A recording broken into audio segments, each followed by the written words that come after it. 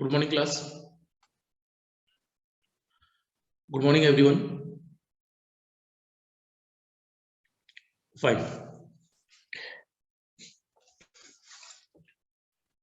एक next question लिखिए.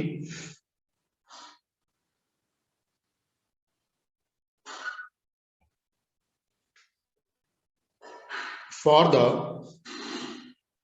AC bridge, AC balance bridge given below, calculate value of Z4. Calculate value of Z4. ये जो bridge था ये आपको इस वे में दिया गया था.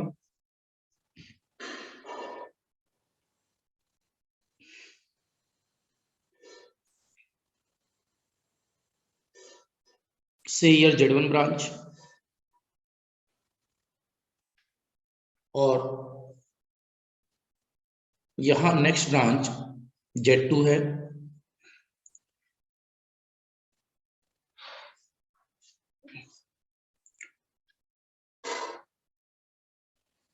इसके बाद नेक्स्ट ब्रांच Z3 है. राइट.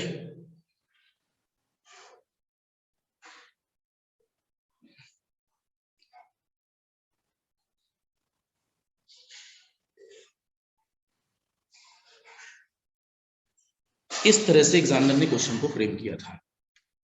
इसमें डिटेक्टर भी उल्टा लगाया था, इधर लगाया था. उसने जानबूझकर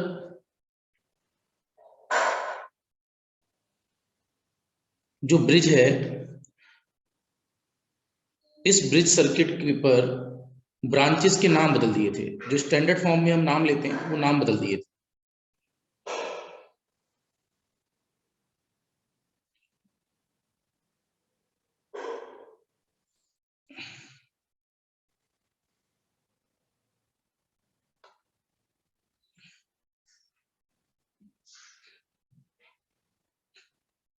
ये क्वेश्चन था अपने पास.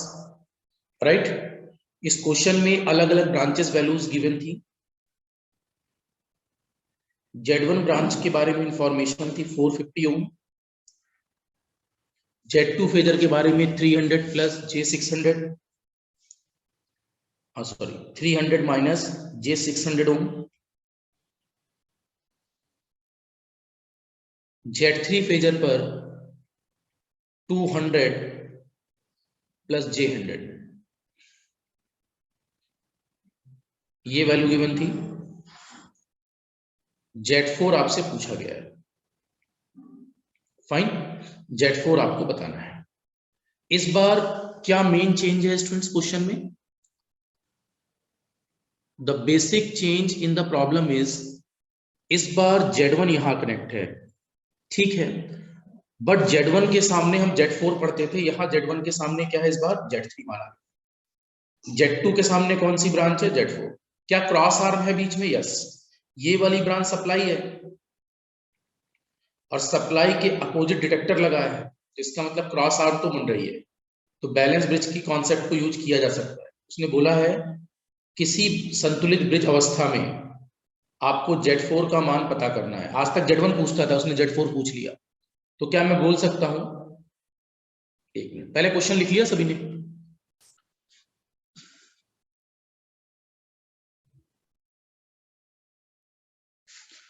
First you should write the bit.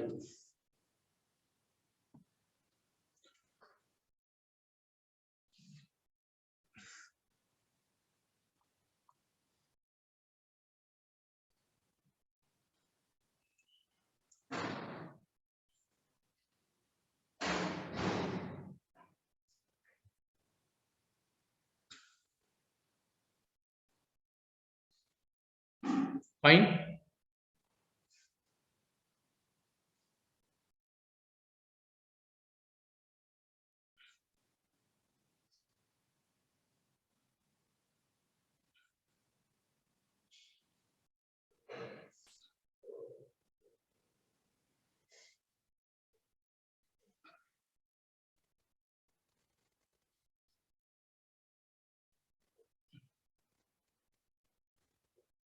अब यहां से देखिए, अगर ब्रिज अपनी बैलेंस कंडीशन पर है, फाइन, तो सम्मुख भुजाओं के इंपिडेंसेस का मल्टीप्लाई आपस में इक्वल होना चाहिए।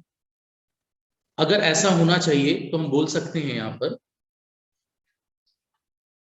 एविडेंट कंडीशन है कि at balance condition we can say, answer अभी तक आप लोगों ने लिखे नहीं है, एट बैलेंस कंडीशन, संतुलित भार अवस्था में, at balance condition Z1 phasor का प्रोडक्ट Z3 फेजर से और Z2 फेजर का प्रोडक्ट Z4 फेजर से, क्योंकि ये तो फिगर में डिपेंड करता है, आमने सामने वाले कौन कौन से इस बार, Z1 के सामने Z3, Z2 के सामने Z4, राइट। इनका प्रोडक्ट आपस में बराबर होना चाहिए। और आपने पता क्या करना है, आपको पता करना है Z4 का मान। Can I say Z4 phasor should be equal to Z1 phasor into Z3 phasor upon Z2 phasor. Z1 phasor की वैल्यू, एक मिनट, नो रॉन्ग,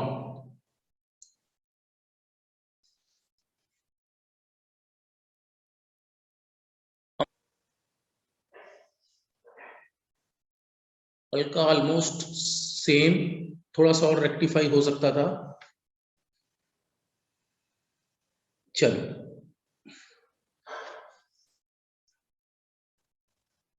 देखो Z1 का मान क्वेश्चन में दिया है 450, तो आपने यहां 450 लिखा। Z3 का मान दिया है 200 प्लस J100,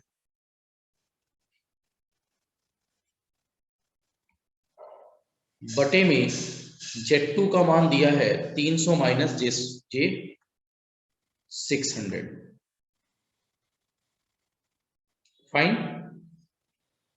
अब आप यहां पर अगर देखें तो इन दोनों में 200 और 100 में हम 100 को कॉमन ले सकते हैं। अगर 100 को कॉमन ले सकते हैं तो क्या ये वैल्यू कुछ ऐसी दिखाई देगी, देखो जरा, 450 इंटू 100, अंदर 2 प्लस जे बन जाएगा, नीचे देखिए 300 सीधे सीधे कॉमन है तो 1 माइनस J2 बन जाएगा। अब ये 0 0 0 0 और 3 के साथ ये 150, तो Z4 का मान आ गया 150 2 प्लस जे बटे 1 माइनस J2। अभी हमें अलग से रियल और इमेजिनरी पता नहीं चल रहा, राइट। तो इसका मतलब इस वैल्यू पर कॉम्प्लेक्स कॉन्जुगेट का मल्टीप्लाई करना चाहिए। अपने पास अभी तक ये जनरल वैल्यू आई है। If we multiply complex conjugate on numerator and denominator, अंश में हर का परमीकरण कर रहे हैं तो multiply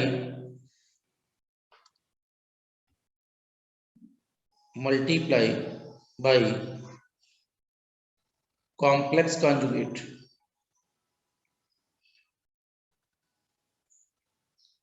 on numerator and denominator both. अंश और हर दोनों में गुणा करने पर, तो क्या Z4 का मान, अगर Z4 की बात की जाए तो कैन आई से 150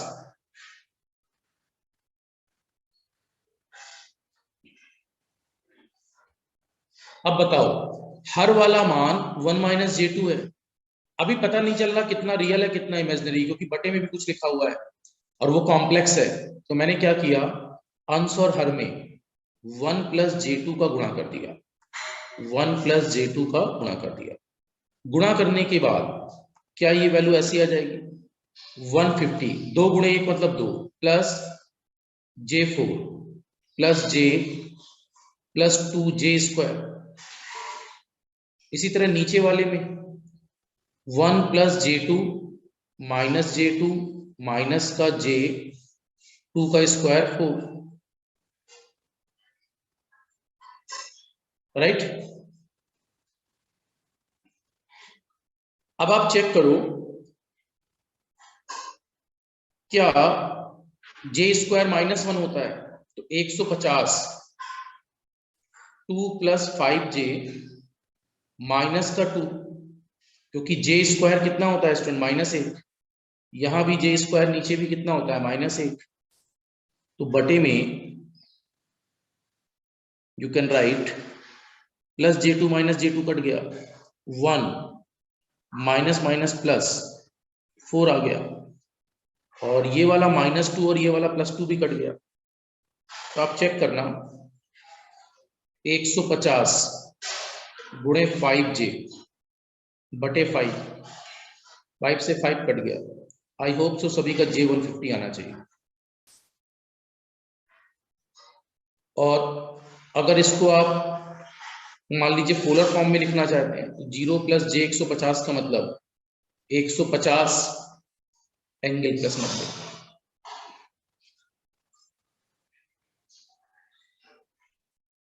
राइट।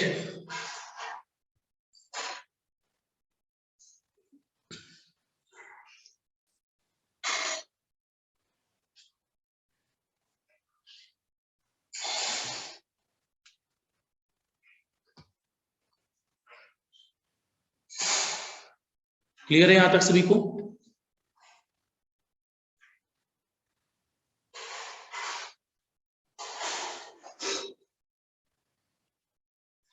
अरे लगाओ ना मॉड लेकर, मॉड लेकर भी लगा लो।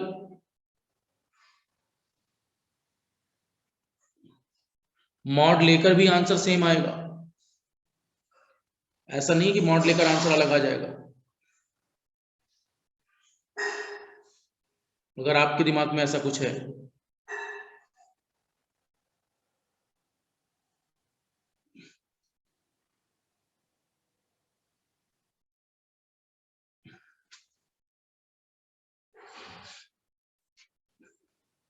जब डायरेक्ट कैलकुलेशन दिख रही है तो मॉड लेने की जरूरत क्या थी, आसान नॉमेनक्लेचर से लगा दिया, बाकी उससे भी लगाओगे तो सेम आएगा, ठीक है।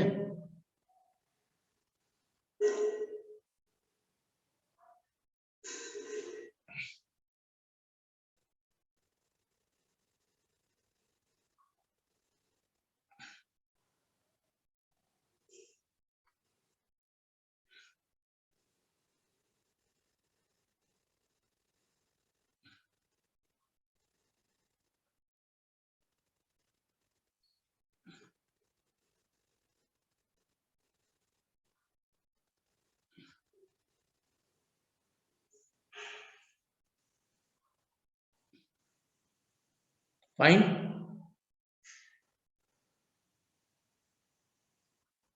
आगे स्टार्ट करें।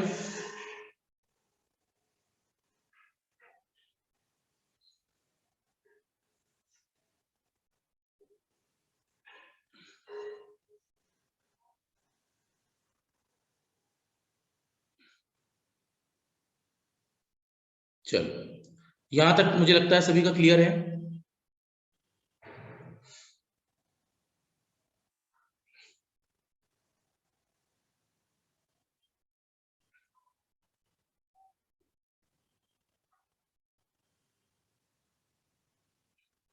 हल्का यहां तक क्लियर है?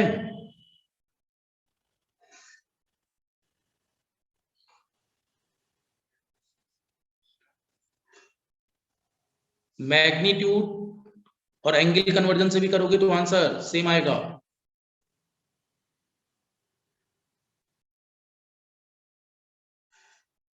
फाइन,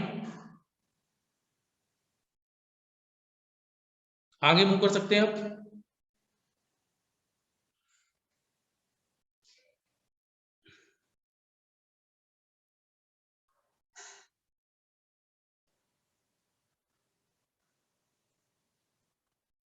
और ये बात श्योर होनी चाहिए, यहां कैलकुलेशन जब एग्जाम में कर रहे होगे तो क्या स्टूडेंट कैल्सी के बिना कर रहे होगे ऑब्जेक्टिव क्वेश्चन में, और विदाउट कैल्सी आप जब यहां कन्वर्जन करेंगे तो एंगल में दिक्कत आएगी। Fine, better to use general concept.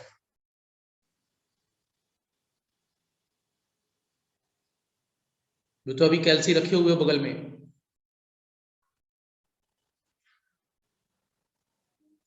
Praveen सारे एक्सपेरिमेंट यही करोगे क्या? कभी डिटेक्टर देखा भी है? डिटेक्टर में डायरेक्शन होती है कभी? डिटेक्टर इंडिकेटर होता है ना कि सोर्स।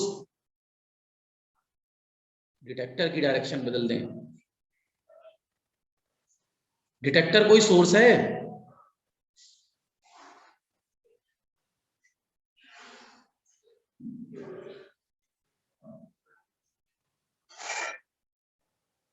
बोलो तो।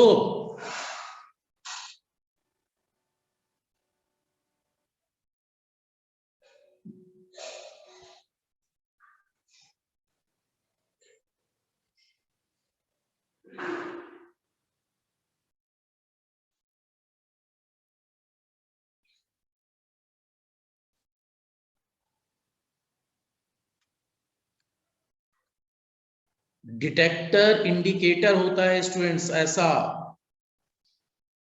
ठीक है, इसमें डायरेक्शन नहीं होती। डिटेक्टर को इसीलिए इस तरह दिखाते हैं। ये होता है सोर्स, इसमें होती है डायरेक्शन, वो करंट सोर्स होगा। बोझ हो स्टूडेंट्स, बता रहा हूं।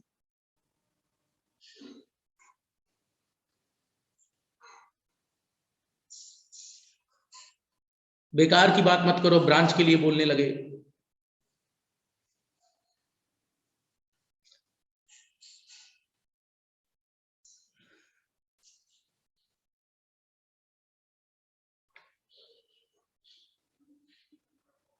व्हीट स्टोन बैलेंस ब्रिज में कितनी बार पढ़ाया है स्टूडेंट? सप्लाई अगर यहां कनेक्ट है तो डिटेक्टर अपोजिट साइड कनेक्ट होना चाहिए।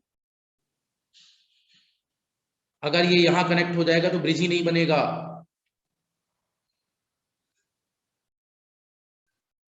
ये क्लास में कम से कम मैंने नंबर ऑफ ऑब्जेक्टिव कराए होंगे इक्विवेलेंट रेजिस्टेंस पर।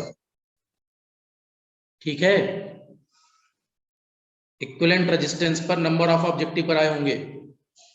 केवल टाइम खराब करने बैठते हो आप लोग।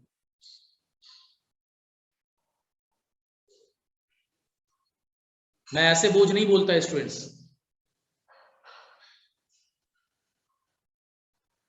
हाँ, और संदीप कुमार दिवाकर, विदाउट कैल्सी बहुत प्रॉब्लम आएगी। आज तक अभी कैल्सी चलाना भी नहीं जानते थे। कहां दिक्कत है विदाउट कैल्सी? इसमें कॉम्प्लेक्स कॉन्जुगेट मल्टीप्लाई करने पे।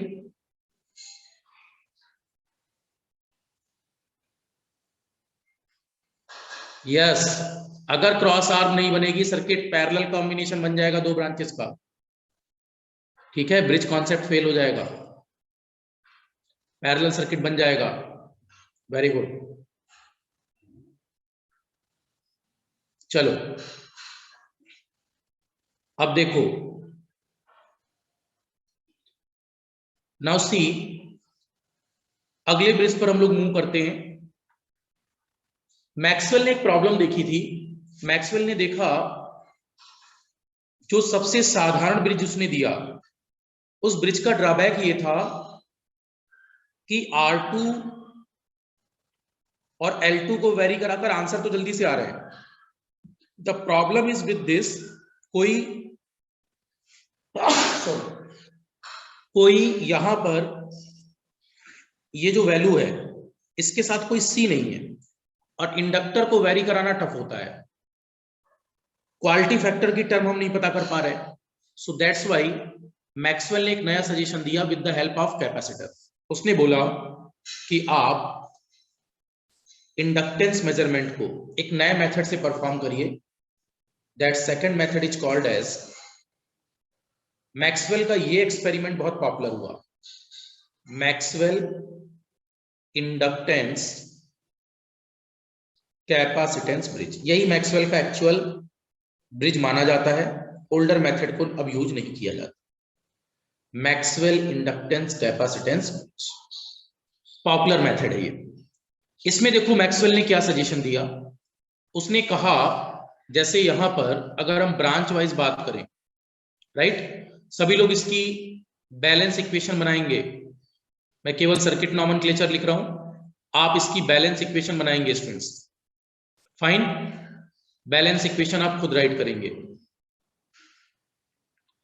अब अगर बैलेंस इक्वेशंस को राइट किया जाए, देखिए मैं क्या बोल रहा हूं, अननोन ब्रांच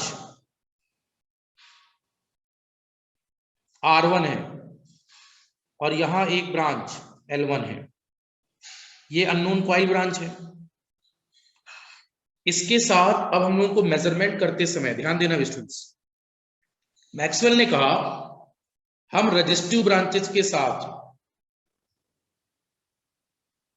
मान लीजिए ये रेजिस्टिव ब्रांच है, दिस इज R2,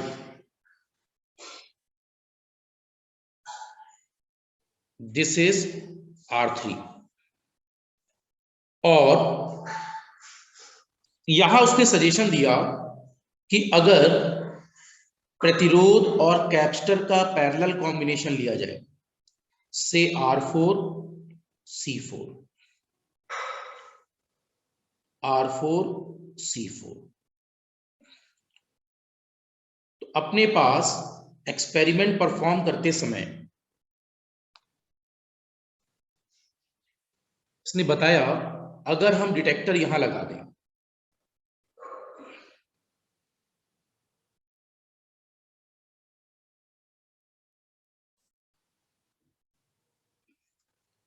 और ये कोई सप्लाई है,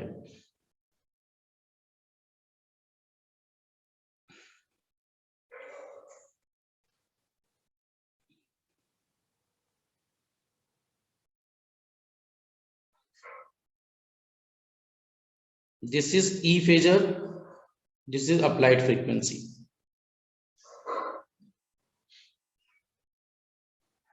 अब देखो नई बात आपसे क्या कही जा रही है, थोड़ा इसको प्रॉपर अंडरस्टैंड करना। इस बार मैक्सवेल साहब ने बोला R और L, ये जो वाली ब्रांच है R1 L1, यही तो अपने पास अननोन है। Z1 ब्रांच को हमेशा अननोन ले रहे हैं हम लोग स्टैंडर्ड फॉर्म में, दिस इज अननोन ब्रांच।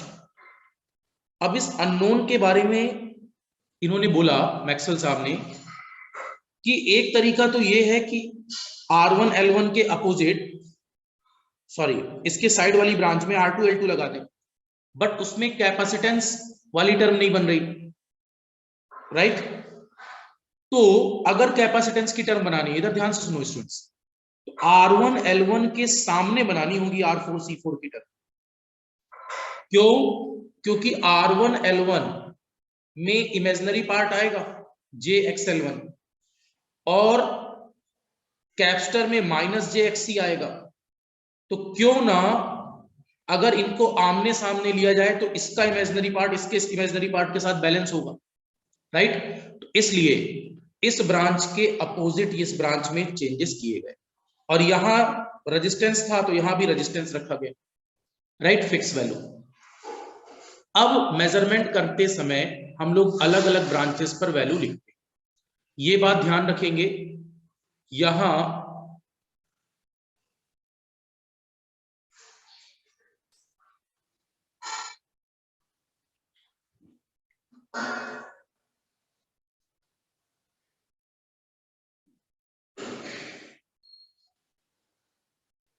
देखो, यहां पर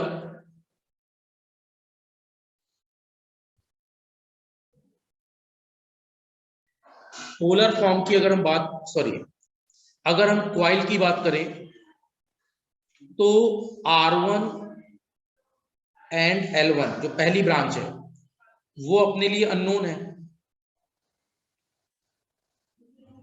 R2 एंड R3 अपने लिए नोन ब्रांच है, और R4 एंड C4 ये वेरिएबल वैल्यू है। इनको बदल कर हम लोग आंसर निकाल रहे हैं, राइट, बैलेंसिंग करा रहे हैं। हम बदल किसको रहे हैं बार बार, R4 और C4 को। इस पॉइंट पर नोड का नाम A मान लिया, इस पर B मान लिया, यहां C मान लिया और यहां D मान लिया।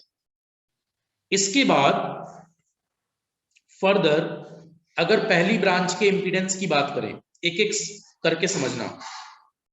क्या Z1 फेजर अपन बोल सकते हैं पहली ब्रांच पर R1 plus J XL1, right, ये दोनों सीरीज में है ना। R1 और L1 को जोड़ा नहीं जा सकता। L1 को क्या लिखना होगा, रिएक्टेंस, प्रतिघात, तो आपने XL लिख दिया, तो R1 प्लस J XL1, और XL को कहते क्या है, ओमेगा L, तो आप लिख सकते हो R1 plus J omega L1। Hope so मेरी बात क्लियर है सबको। इसी तरह दूसरी ब्रांच Z2 फेजर कितना हो जाएगा, केवल R2 है। Z3 फेजर कितना हो जाएगा, केवल R3 है। Z4 फेजर कितना हो जाएगा, हाँ अब देखो Z4 में क्या बना, अर्चना और आगे और आगे और आगे सॉल्व करो, ठीक है। इक्वेट करो रियल और इमेजिनरी को, रियल और इमेजिनरी को इक्वेट करो, टर्म निकालो R1 और L1 की, यहां तक ठीक है, गुड।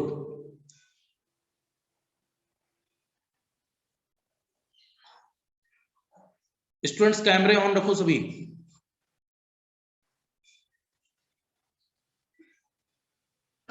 बैलेंस इक्वेशन बनाकर दिखाते जाओ।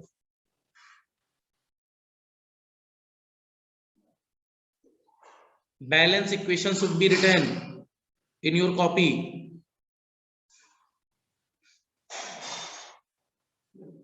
बैलेंस इक्वेशन सभी लोग राइट करिए और जल्दी मुझे कॉपी दिखाइए।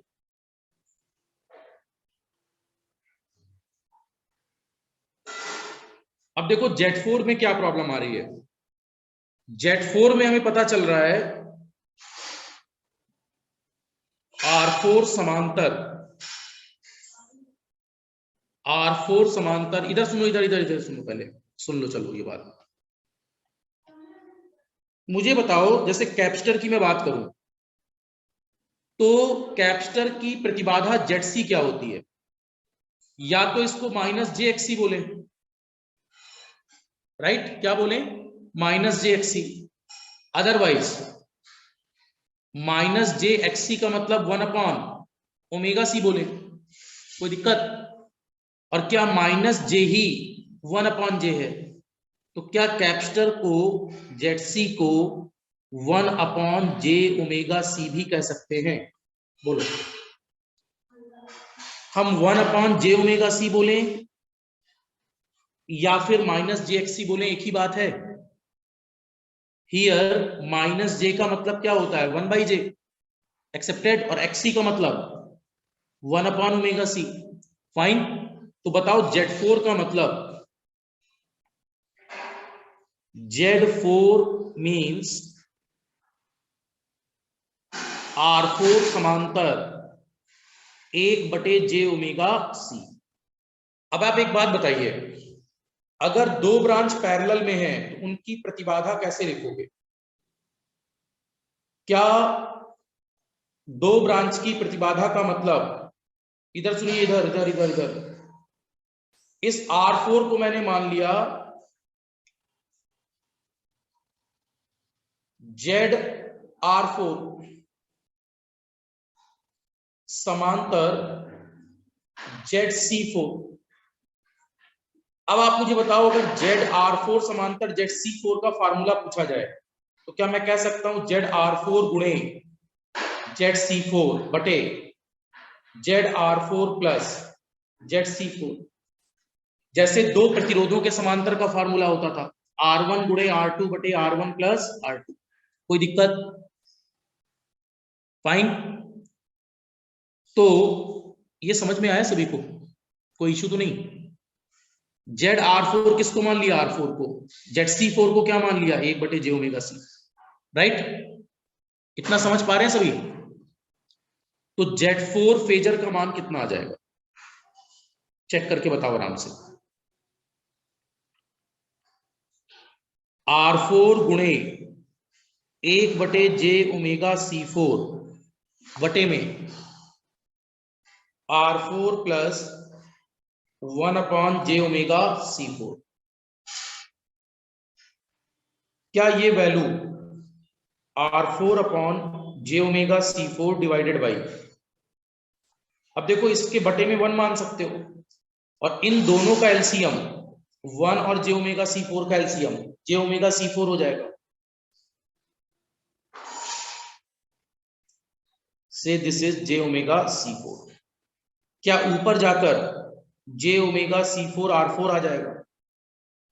चेक करो यहां पर, जब 1 को लोगे तो ये ऊपर जाएगा, गुणा हो जाएगा R4 में, और प्लस j⍵C4 के साथ 1 आ जाएगा। क्या ये दोनों कैंसिल हैं? तो ये टर्म अपने पास आ जाएगी R4 अपॉन, पहले 1 लिख लेता हूं, बाद में j⍵C4 R4 लिख लेता हूं। यहां तक किसी को कोई दिक्कत हो तो they can ask. Z4 command,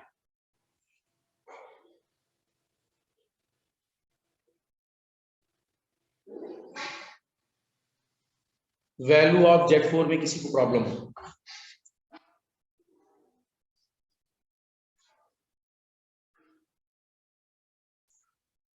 और पैरेलल आरसी का ही तो कॉन्सेप्ट लगा रहे हैं, और किसका कॉन्सेप्ट लगा रहे हैं?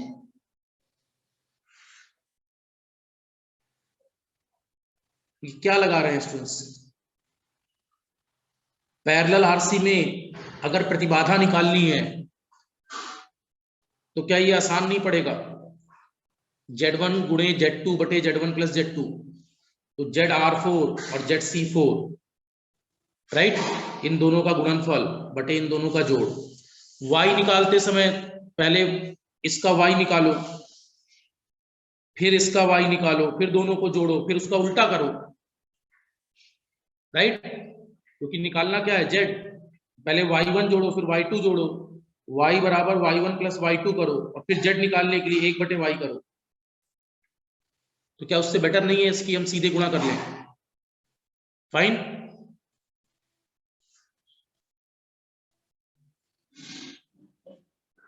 लिख दो डायरेक्ट। और मैंने लिखा क्या था स्टूडेंट्स?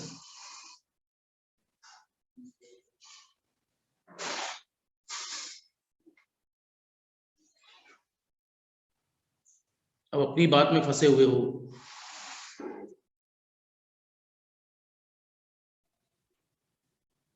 और मैंने क्या लिखा है?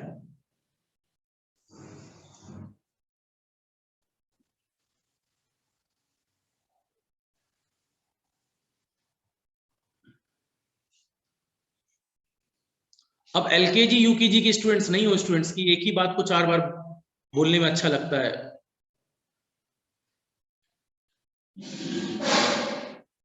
जैसे वो एक स्टूडेंट अब पहले पोलर बोला, फिर उसके बाद वो अपनी बात से हट गया,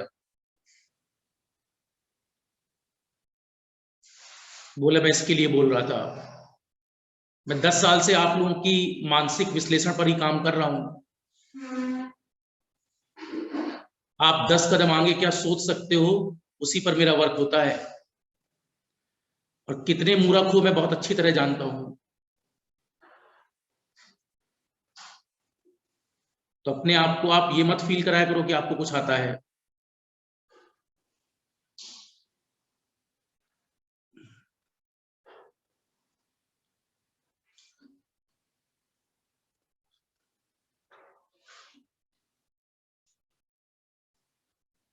फाइन,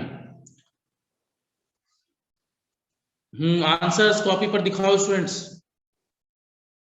बैलेंस इक्वेशंस के साथ बैलेंसिंग।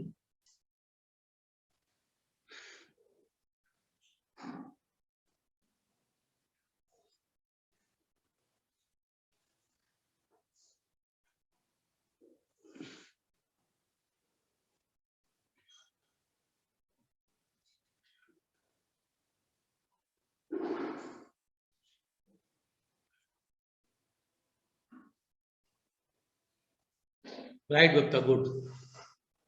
काजल, करेक्ट, करेक्ट ओनली। एक मिनट कौन था?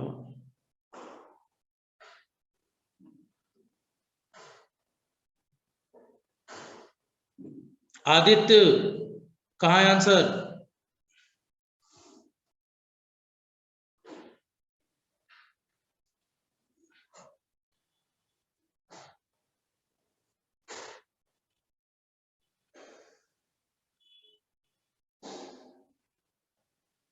हाँ जय, आंसर दिखाओ। और थोड़ा कॉपी पास करो कैमरे पर, कुछ दिख भी जाए।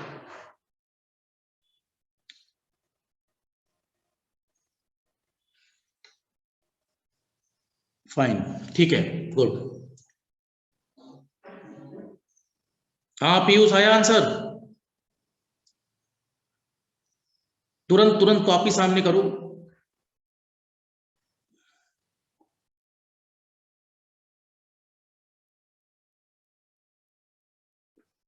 अमन से, हाँ ठीक है, फाइन। चलो अब देखो, यहां से अगर अब आप बैलेंस इक्वेशंस पर जाएं,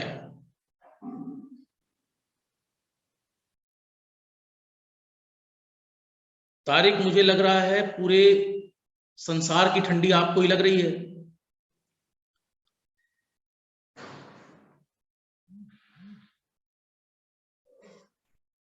स्टूडेंट आप लोग लाइफ में करोगे क्या, मैं ये सोचता हूं।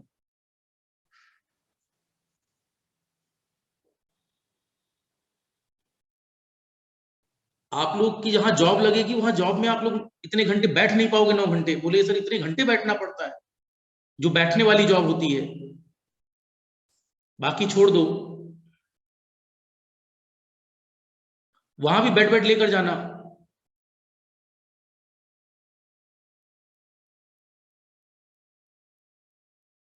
वेग अभी तक कॉपी नहीं आई है।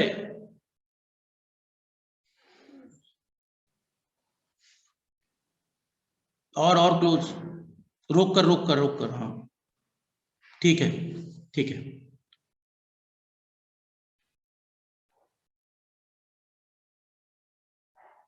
फाइन। चलिए अब आगे मूव करते हैं। बैलेंस कंडीशन पर, बैलेंस कंडीशन की अगर हम लोग बात करें, तो बैलेंस कंडीशन पर देखो एनालिसिस करना आसान था।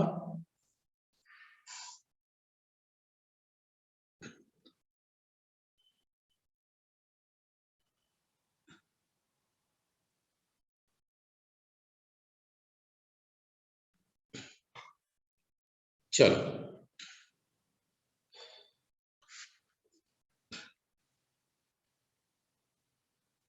सुनो मेरी बात। बैलेंस अवस्था में इस ब्रांच का इंपीडेंस इनटू इस ब्रांच का इंपीडेंस, इन दोनों के प्रोडक्ट के बराबर होगा।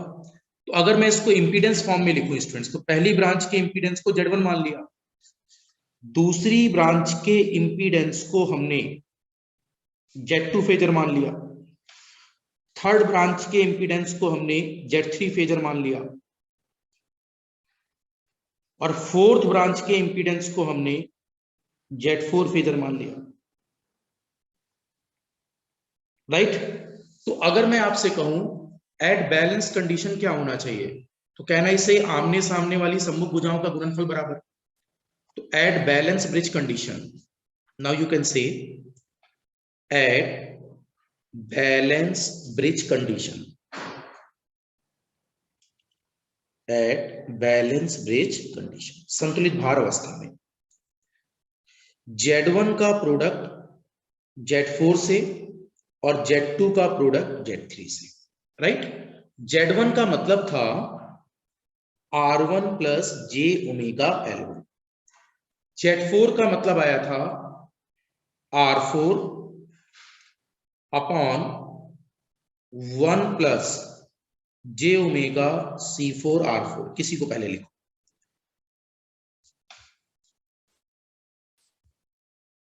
फिर बराबर Z2 phasor into Z3 phasor.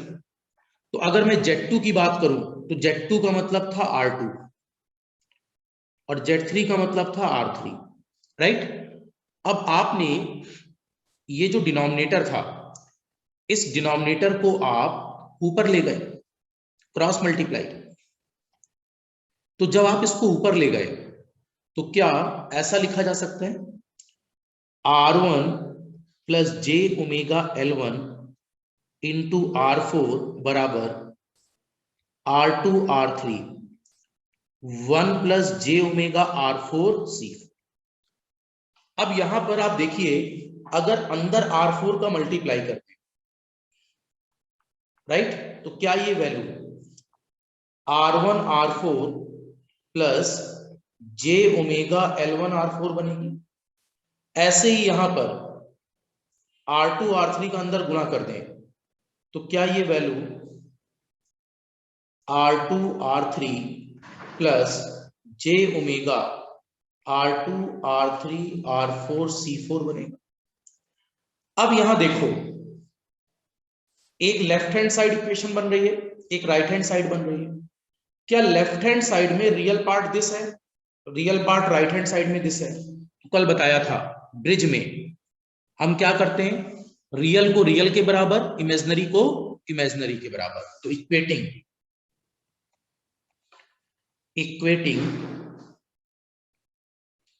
Real and imaginary part separately, equating real and imaginary part separate, अलग अलग रियल और इमेजिनरी को सेपरेट कर दे। अगर मैं इसको सेपरेट करूं तो अब देखो, सेपरेट करते समय R1 R4 का प्रोडक्ट किसके बराबर है, R2 R3, रियल को रियल के बराबर। फाइन, तो आपने बोला R1 R4 का प्रोडक्ट R2 R3, अज्ञात क्या है आपके पास, R1, तो R1 का मान R2 R3 अपॉन R4 आ जाएगा। ये सभी का सही था, ये अपने पास फर्स्ट कंक्लूजन है। सेकंड कंक्लूजन में अगर हम मूव करें तो देखो यहां पर ये वाला पार्ट काल्पनिक है, जे ओमेगा लगा है, इसमें भी जे ओमेगा है, तो दोनों का जे ओमेगा हटा दो और आपस में इक्वेट कर दो रेड कलर वाले को।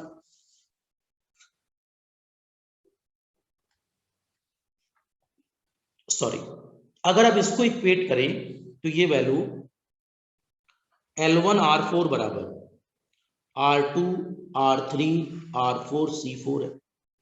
क्या दोनों पक्षों में R4 R4 है, कट जाएगा। L1 का मान R2 R3 C4 आ गया। यस, यहां तक मुझे लगता है सभी का सही था। फाइन,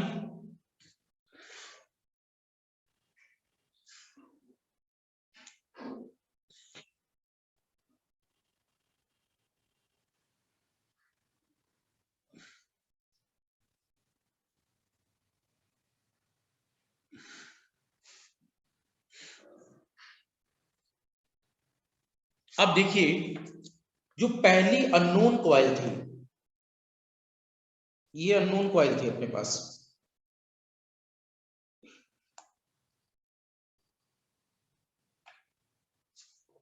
R1 और L1। अब किसी कॉइल की विशिष्टता, जिस कॉइल पर मापन कर रहे हो उस पर जो विशिष्टता होती है, that is called its quality, right. उसकी जो क्वालिटी होती है, क्वालिटी का मतलब उसमें कितनी एनर्जी स्टोरिंग कैरी करने की क्षमता है विद रिस्पेक्ट टू कितना रियल पार्ट है, राइट। तो जो इमेजिनरी पार्ट है वो जितना ज्यादा होगा उसकी उतनी अच्छी एनर्जी स्टोरिंग कैपेसिटी होगी और उतना ही उसमें पावर लॉस कम होगा, R1 का मान कम होगा। तो अगर मैं इस कॉइल के क्वालिटी फैक्टर की बात करूं, इस कॉइल के क्वालिटी फैक्टर की बात करूं, सभी लोग ध्यान से सुनेंगे मेरी बात। कॉइल के क्वालिटी फैक्टर का मतलब है Q बराबर XL1 बाई R1, और XL का मतलब क्या होता है, omega L, omega L1 by R1, right. Quality factor की 3-4 डिफिनीशन होती है, बट अभी हम लोग एक ही डिफिनीशन के साथ क्वालिटी फैक्टर को देख रहे हैं। तो आप बताओ मुझे स्टूडेंट्स, ओमेगा L1 का मान ज्यादा होना चाहिए और R1 का मान कम होना चाहिए, लेकिन हमें ओमेगा L1 और R1 नहीं पता, राइट। हमें जो पता है, जरा ध्यान से सुनो, L1 का मान पुट करो, L1 का मान सॉल्व होकर क्या आया है, ऊपर से देखो, R2 R3 C4, राइट। और बटे में R1 का मान क्या है, ये वाला R2 R3 divide by R4। तो क्या R2 R3 कट गए और ये वैल्यू ओमेगा R4 C4 के टर्म्स में आ गई। तो अगर पूछा जाए कॉइल का क्वालिटी फैक्टर, तो क्या इस बार कैपेसिटेंस के टर्म में आ रहा है? बिल्कुल आ रहा है। अब बताओ किस तरह की कॉइल का मेजरमेंट यहां से प्रॉपर हो सकता है? जब मैक्सवेल के इस तरह के पैरामीटर को लेते हैं तो मेजरमेंट करने में क्या आसानी रहती है? ध्यान देना स्टूडेंट्स, ये जो C4 वैल्यू है ये तो बहुत कम वैल्यू है, राइट। कैपेसिटेंस का मान माइक्रोफैरेड नैनोफैरेड, राइट। और ये जो R4 है, R4 कोई मीडियम रेजिस्टेंस वैल्यू है, राइट। R4 कैसी वैल्यू है? Medium resistance. तो जनरली जब इससे हम मेजरमेंट स्टार्ट करते हैं तो ध्यान देना, यहां पर R4 और C4 के रिस्पेक्ट में, बहुत ध्यान से सुनना मेरी बात, R4 मीडियम वैल्यू है, C4 माइक्रोफैरेड है, मीडियम रेजिस्टेंस लगभग किलो ओम में होता है, कुछ ओमेगा का मल्टीप्लाई हो रहा है। तो ध्यान देना स्टूडेंट्स, ओमेगा का मल्टीप्लाई, किलो ओम का मल्टीप्लाई, माइक्रोफैरेड का मल्टीप्लाई, अल्टीमेटली ये वैल्यू बहुत हाई नहीं हो सकती। क्या नहीं हो सकती? बहुत हाई। तो जनरली आप समझ पाए मेरी बात? फिर से सुने, ओमेगा जो फ्रीक्वेंसी होगी, R4 कोई किलो ओम में होगा, R4 का मतलब मीडियम रेजिस्टेंस किस में होता है? किलो ओम में, राइट। मेगा नहीं हो सकता और ओम में नहीं होगा, किलो ओम के आसपास होगा। और C4 कोई माइक्रोफैरेड है। तो क्या इसका इसके साथ जब मल्टीप्लाई होगा तो ये कोई मीडियम वैल्यू का फॉर्मेशन बनेगा? कैसा बनेगा? मीडियम वैल्यू का फॉर्मेशन। एक्सेप्टेड? अगर ये मीडियम वैल्यू का फॉर्मेशन बन रहा है तो क्या मैं कह सकता हूं दिस ब्रिज मेथड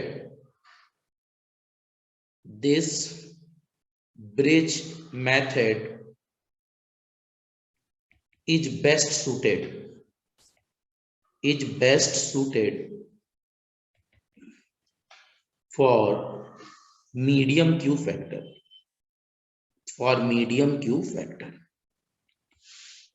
ऑब्जेक्टिव का फिक्स क्वेश्चन है ये। मैक्सवेल इंडक्टेंस कैपेसिटेंस ब्रिज किस क्वालिटी फैक्टर में बेस्ट सूट करता है? हालांकि लो पर भी काम करता है ये, बट बेस्ट किस पर काम करता है ये? Medium Q factor. और ऐसा क्यों हो रहा है स्टूडेंट्स? क्योंकि C का मान माइक्रोफैरेड। अरे फैरेड कहां से ले लोगे स्टूडेंट? फैरेड बनाने के लिए more than earth surface area चाहिए, एप्सिलॉन A/D। 9, 10, 11 कुछ पढ़ा है या नहीं? कागज में लिखने से थोड़ी ना एक फैरेड बन जाता है। कभी लैब में प्रैक्टिकल किया हो? नहीं भी किया, इतनी बेसिक इंफॉर्मेशन होनी चाहिए। कैपेसिटेंस जो भी हम बनाते हैं, ये जो कैपेसिटर आप देखते हो ये माइक्रोफैरेड रेंज के बनेंगे। C is equal to epsilon A/D। Parallel plate formation अगर पढ़ाओ, एक फैरेड बनाने के लिए सरफेस एरिया बहुत ज्यादा चाहिए, ठीक है। तो ये अगर माइक्रो है और ये अगर किलो है और ये कोई 314, 628 कुछ ऐसी वैल्यू है, तो इसका मल्टीप्लाई कैसी रेंज देगा? मीडियम। जनरली क्या आंसर आएगा? मीडियम।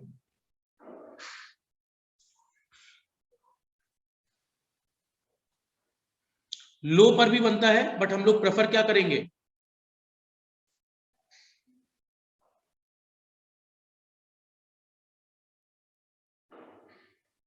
स्टूडेंट्स वेन ब्रिज के साथ इसको अभी डिस्कस मत करो, है ना। वो एक मेहता साहब है जिन्होंने लिख रखा है, जिसके बेस पर आपने ऐसा बोल दिया है, राइट।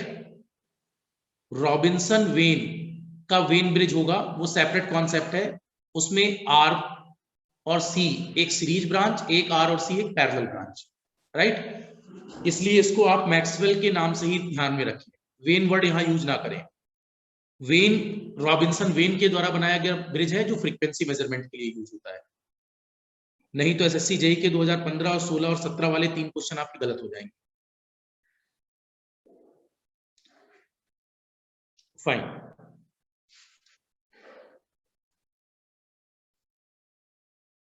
अब बिल्कुल मैक्सवेल ने ये बात वेन के साथ सुटेबल की थी, क्योंकि वेन ने इस कॉन्सेप्ट को दिया था R4C4 को। वेन वैज्ञानिक रॉबिन्सन वेन ने R4C4 वाला कॉन्सेप्ट दिया था, लेकिन उसने फ्रीक्वेंसी मेजरमेंट के लिए दिया था, उसी का कॉपी वर्जन था ये, इसलिए इसका नाम मैक्सवेल वेन ब्रिज भी था। बट आपको एग्जाम में अलग अलग नाम अपने हिसाब से रिमेंबर रखने हैं। मैक्सवेल को अलग याद रखिए, वेन को अलग याद रखिए, राइट। तो अभी हम बात किसकी कर रहे हैं? Maxwell inductance capacitance bridge. Fine, यहां तक क्लियर है सभी को? बोलो।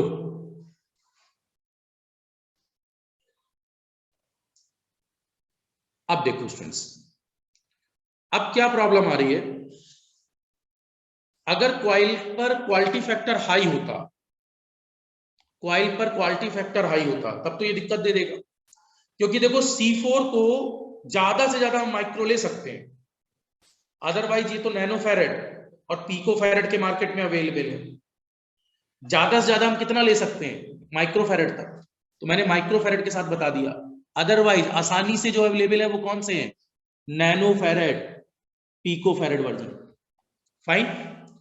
तो देखो जरा, नए कॉन्सेप्ट पर हम चलते हैं। तो एग्जामिनर कभी आपसे पूछता है, ध्यान देंगे, Maxwell inductance capacitance bridge, Maxwell inductance capacitance bridge is best suited for, तो आंसर होगा, दिमाग में रखिए, मैक्सवेल का एम, यहां दिमाग में रखिए मीडियम, दोनों में एम वर्ड आएगा। मीडियम क्यू फैक्टर कहां बेस्ट सूट करेगा? ये medium quality factor. Fine, medium Q factor, और ये दिमाग में होना ही होना चाहिए students, medium quality factor.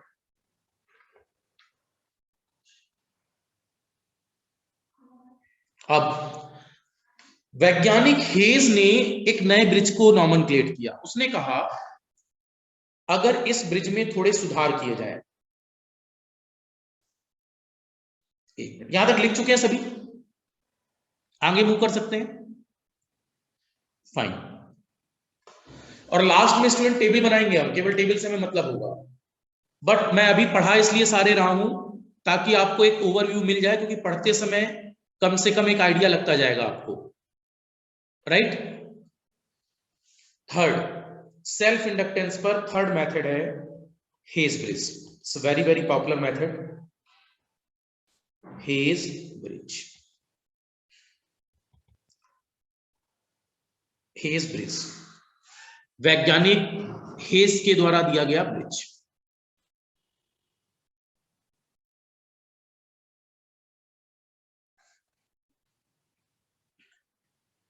Student सब कुछ आप लोग स्क्रीनशॉट पर ही रखते हो, कुछ लिखते विखते हो या नहीं? स्क्रीनशॉट लेना है।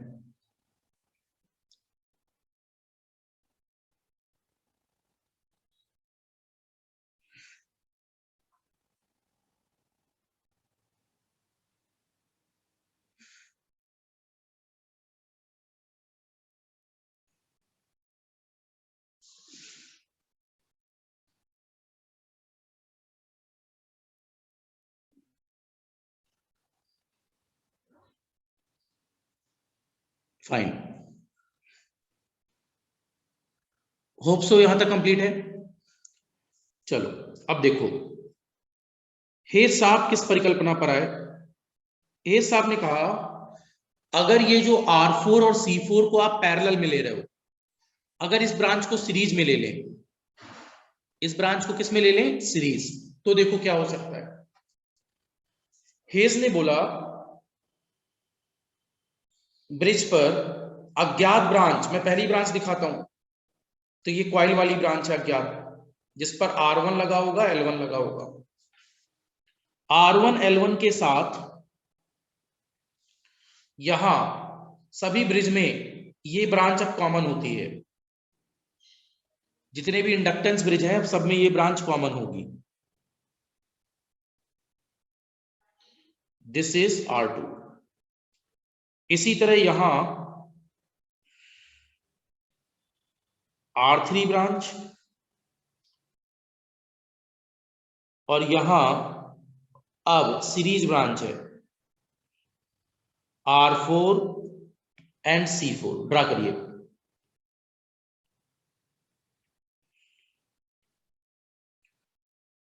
और यहां डिटेक्टर लगाइए। This is detector.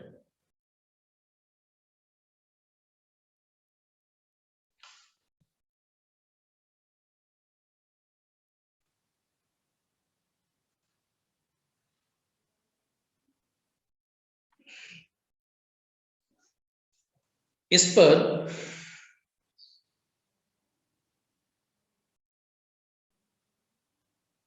नीचे सप्लाई लगी है,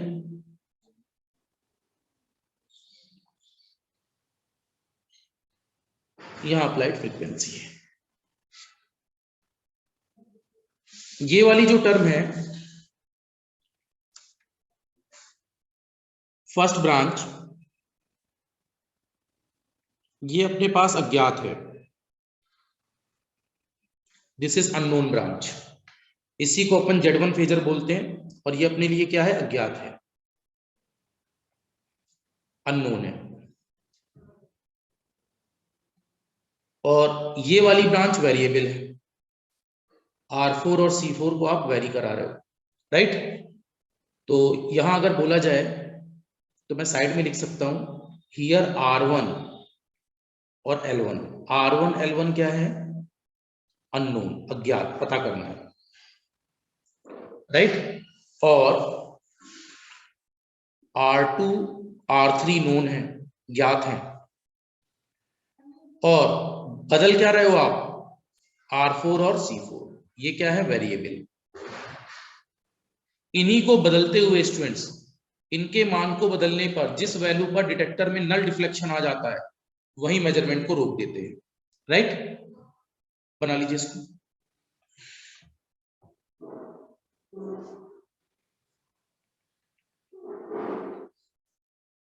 इस पूरे को Z2 फेजर बोल रहे हैं, इस ब्रांच को Z3 फेजर बोल रहे हैं,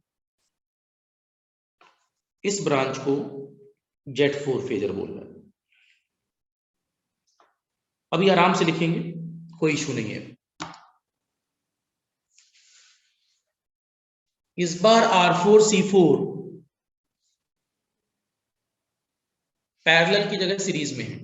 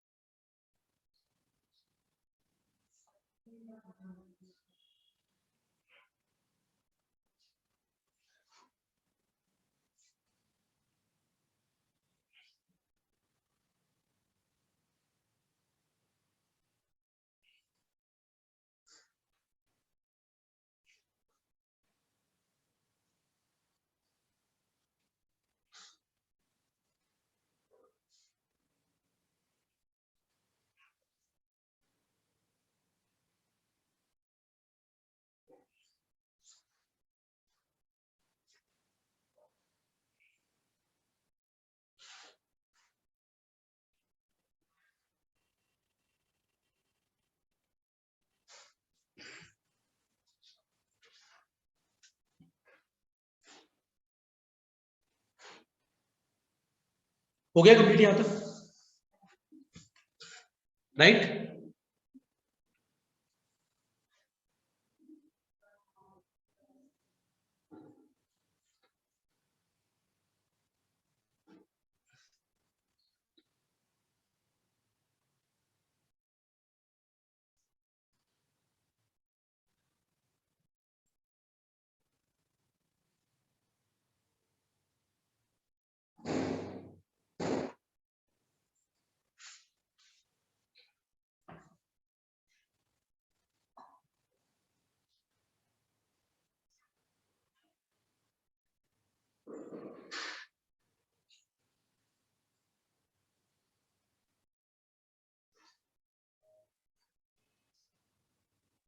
फाइन।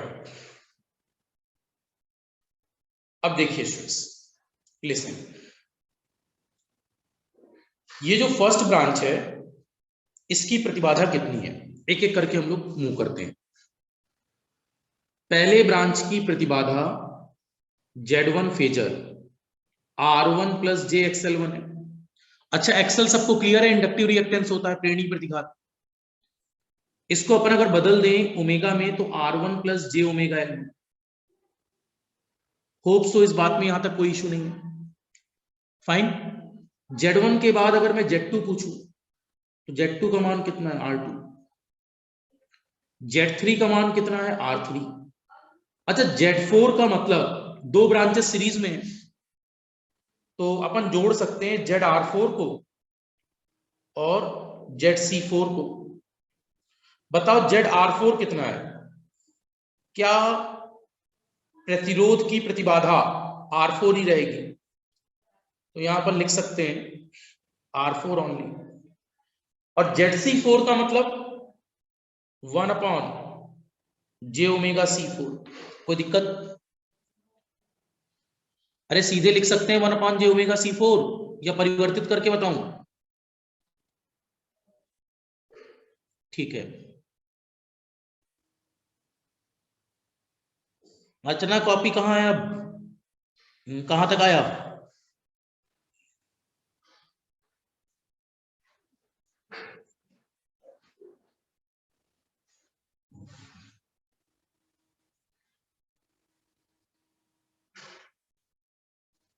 गुलाबचंद गुड। और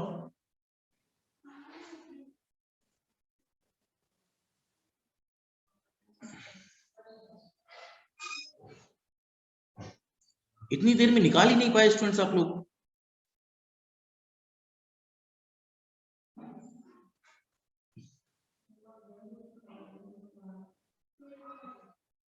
और आगे कैरी करो अर्चना, और आगे कैरी करो।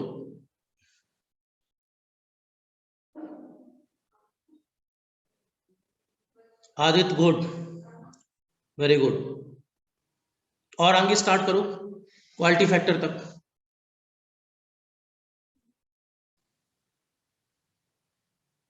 हाँ वेरी गुड पूजा, करेक्ट।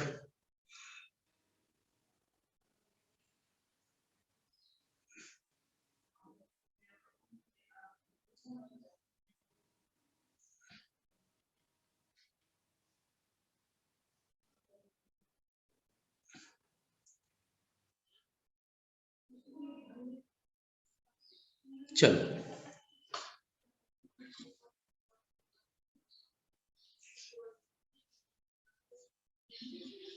अब अगर इस पर Z4 का जो मान है, चलिए, एट बैलेंस ब्रिज कंडीशन, संतुलित भार अवस्था में,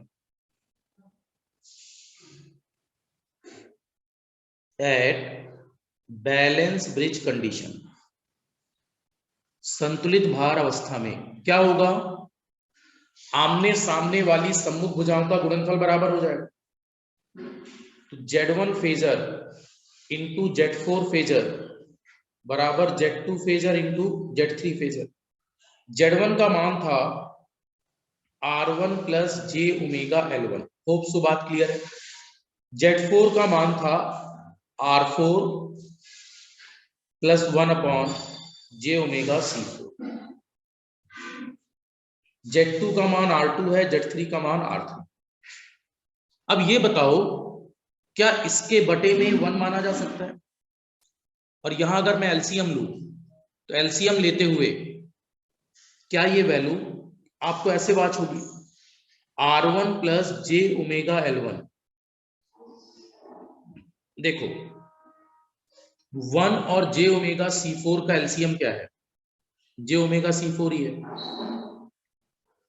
तो आपने नीचे जे ओमेगा C4 लिख दिया, ऊपर क्या आ गया, जे ओमेगा C4 R4 प्लस 1 आ गया बराबर R2 R3, राइट।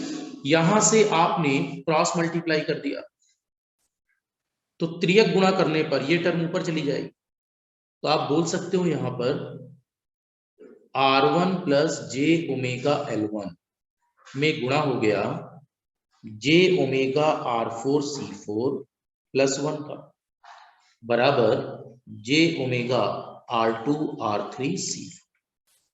फाइन, ये वाली टर्म आप इधर ले गए, नीचे हर वाली टर्म इधर गुणा कर दिया, राइट। इसका गुणा भी इसके अंदर और करना पड़ेगा, तो गुणा करते हैं। तो पहली टर्म आ गई j omega R1 R4 C4 plus R1 plus j का स्क्वायर मतलब माइनस हो जाएगा और ओमेगा का square j square omega square, फिर L1 R4 C4 प्लस जे, इसके बाद बराबर में था जे ओमेगा R2 R3 C4। अब आपको ऑब्जर्व हो रहा होगा कि जे स्क्वायर का मतलब एक्चुअल में -1 होता है। ये सभी समझ गए ना स्टूडेंट्स? इसका पहले इन दोनों में गुणा, फिर इसका इन दोनों में फिर से गुणा, राइट। टोटल 4 टर्म आ गई। अब आपने क्या किया, पहले R1 को लिख दिया तो ये R1 आ गया, और जे स्क्वायर का मतलब माइनस होता है तो फिर माइनस लिख दिया, R1 minus omega square L1 R4 C4 plus j omega की 2 टर्म है, जे ओमेगा L1 है plus j omega R1 R4 C4 है बराबर में जे omega R2 R3 C4। Check कर लो किसी को कोई इशू। पहले मैंने R1 लिखा है, फिर ये वाली टर्म लिखी है, फिर दिस, फिर दिस, राइट। ये 4 टर्म थी। अब मैं क्या कर सकता हूं, क्या रियल और इमेजिनरी को अब अलग अलग बराबर कर सकते हैं, राइट। अगर मैं रियल और इमेजिनरी को अलग अलग आपस में इक्वेट करूं तो इक्वेटिंग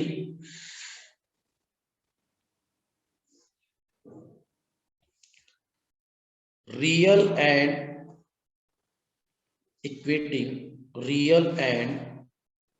imaginary part separately,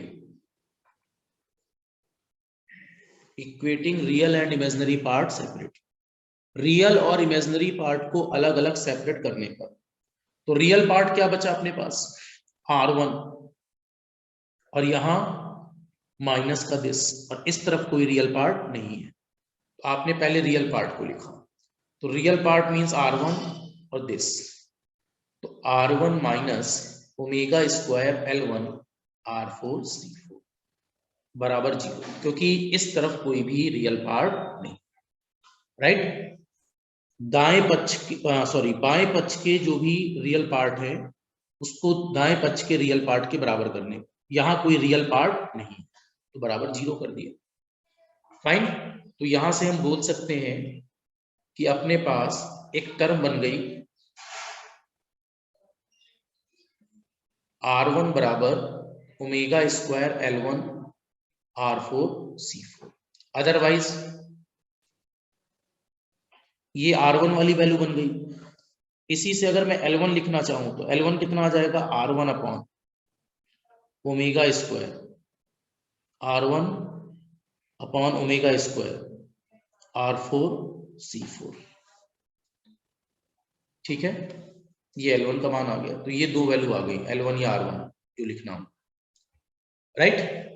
दूसरा इधर देखो इमेजिनरी पार्ट, अब जब मैं इस तरफ इमेजिनरी पार्ट देख रहा हूं, इमेजिनरी पार्ट में एक पार्ट ये है एक पार्ट ये है और एक पार्ट ये है, राइट। चलो देखते जाओ जरा, यहां पर L1 plus R1 R4 C4 बराबर R2 R3 C4 है, राइट।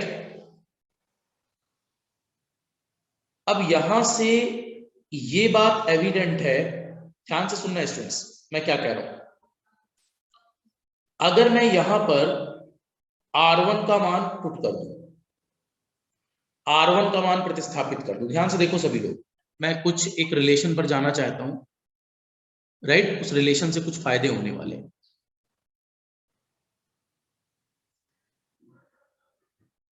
चंचल नहीं, ना ना ना नहीं, अभी देखो, रुको रुको वेट करो, कुछ मैं कंक्लूजन देने वाला हूं। पहले यहां तक लिख लिया सबने, यहां तक कोई इशू तो नहीं, अब तक किसी भी बात पे कोई दिक्कत हो?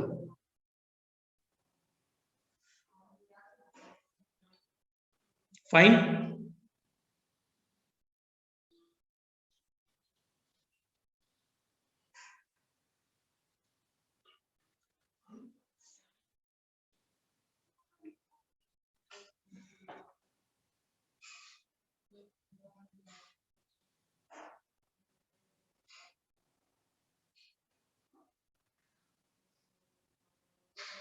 आगे मुंह करें, राइट।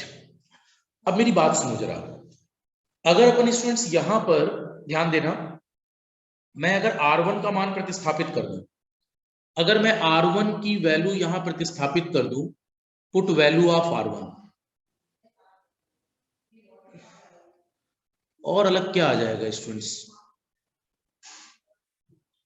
क्या इसमें अलग आ रहा है बताओ जरा मुझे, यही इक्वेशन बनी रही होंगी, और क्या अलग बन सकता है?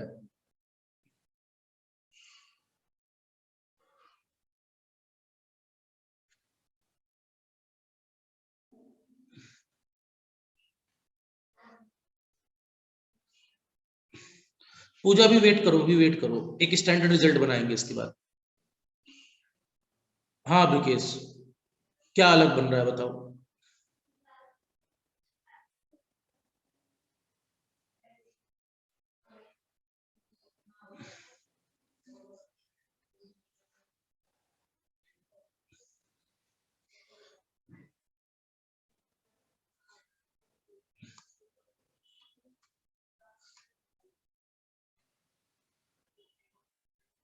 चलो अब देखो,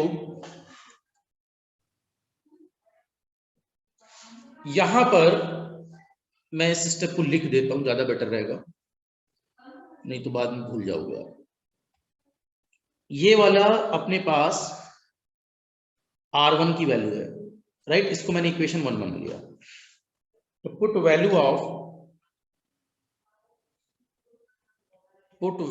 of R1 in equation second, अगर सेकंड में रख दें तो देखो क्या फायदा होगा। L1 प्लस R1 का मान था कितना, omega square L1 R4 C4। बात क्लियर हुई क्या? अपन ने इस R1 के स्थान पर ये वाला R1 का मान पुट कर दिया स्टूडेंट्स, और यहां पहले से क्या मौजूद है, R4 C4, राइट। तो R4 C4 अभी और लिखोगे, बराबर R2 R3 C4। अब क्या दोनों में L1 कॉमन हो जाएगा? देखो इधर, दोनों में L1 कॉमन हो जाएगा, तो आप क्या लिख सकते हो,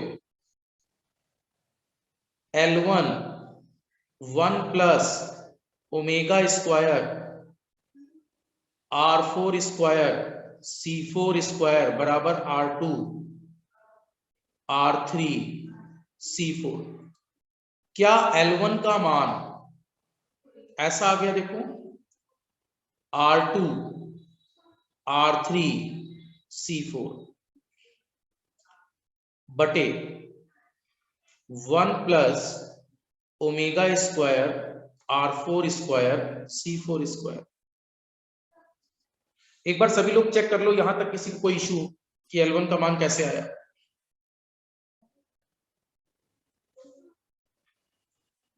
कोई दिक्कत? गुणा उड़ा करके देख लेना। मैंने जस्ट यहां R1 का मान, सॉरी, यहां जस्ट R1 का मान यहां से प्रतिस्थापित कर दिया है, बाकी R4 C4 जैसा था वैसा ही रखा है, बराबर में जैसा था वैसा ही रखा है, राइट। एक बहुत अच्छे रिजल्ट की तरफ हम लोग जाने की कोशिश कर रहे हैं।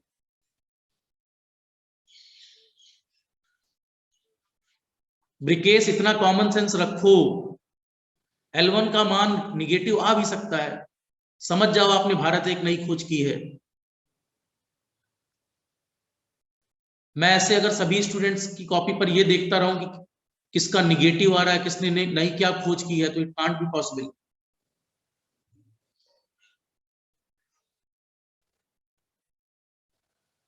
और इतना एसी पढ़ने के बाद भी आप लोग अगर आर एल और सी का कन्वर्जन नहीं कर पा रहे हो,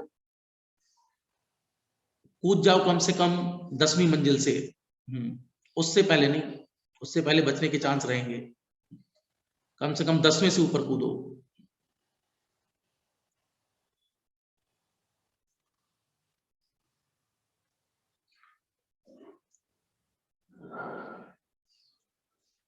अरे कूद कर भी आप लोग 10वें से 9वें पर गिरोगे स्टूडेंट्स, मैं बता रहा हूं। भगवान भी साथ नहीं देगा। भगवान कहेगा अभी कहां जा रहे हो, इधर आओ वापस। फाइन।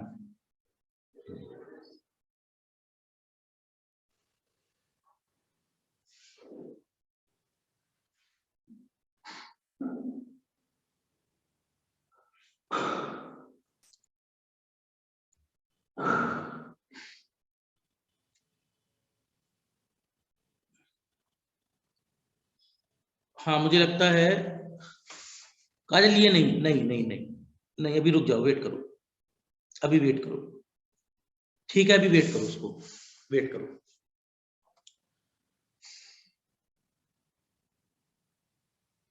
अब देखो,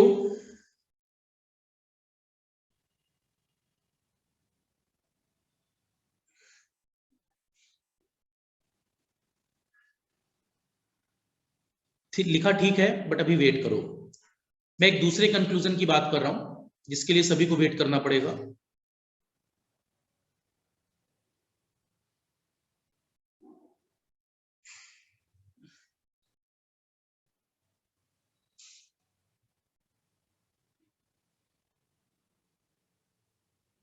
जो जो स्टूडेंट्स आंख बंद करके पढ़ाई करते हो, मैं बता रहा हूं,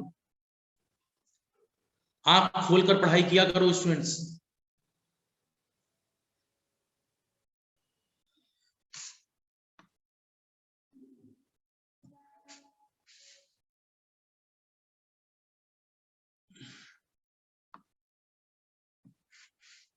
चलिए अब इस पर आगे मूव करते हैं।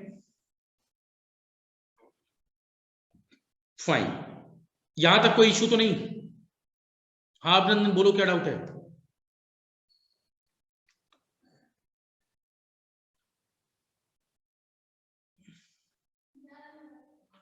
देखिए अब ये अपने पास इक्वेशन थर्ड आई स्टूडेंट्स, ठीक है। Put value of L1, put value of L1 in equation first. अगर मैं फर्स्ट में L1 की वैल्यू पुट करूं तो R1 कितना था? Omega square L1 R4 C4 था। अब जरा चेक करो L1 का मान है कितना, ये मैं ब्लैक कलर से लिखता हूं। L1 का मान, अभी आपने L1 का मान यहां से कितना निकाला है स्टूडेंट्स? This one. तो अगर मैं L1 का मान यहां पुट कर दूं तो क्या ये R2 R3 C4 upon 1 plus omega square R4 square C4 square आएगा, इनटू R4 C4 आएगा। बोलो कोई दिक्कत? अब यहां से R1 के मान को आप प्रॉपर लिखो, तो R1 बराबर omega square R2 R3 R4 और C4 का स्क्वायर बटे 1 plus omega square R4 square C4 square. बिना घबराए इस बात को भी लिख लो, एक बार यहां तक लिख लो आप लोग। मैंने क्या किया स्टूडेंट, समीकरण 1 में ये जो R1 था, R1 का जो मान था उसमें L1 का मान पुट कर दिया ऊपर से। L1 का मान ये है, इस मान को यहां प्रतिस्थापित कर दिया। प्रतिस्थापित करने के बाद R1 का मान दिस आ गया, राइट। देखो इससे एक बहुत अच्छा कंक्लूजन निकलने वाला है, बहुत हेल्दी कंक्लूजन। और जो आप लोगों ने निकाला है वो गलत नहीं है स्टूडेंट्स, वो भी ठीक है, बट मैं यहां पर क्वालिटी फैक्टर को रिलेट करने वाला हूं कुछ स्पेशल तरीके से।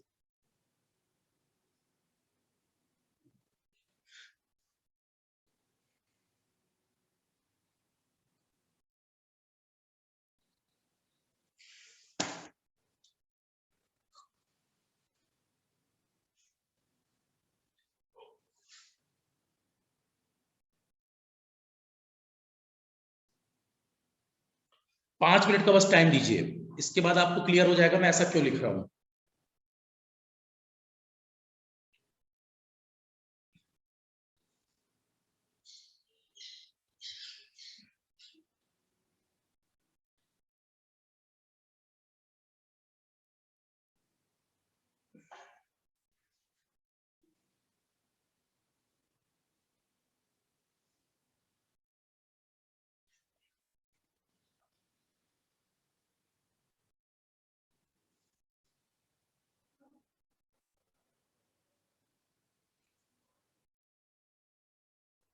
कंप्लीट।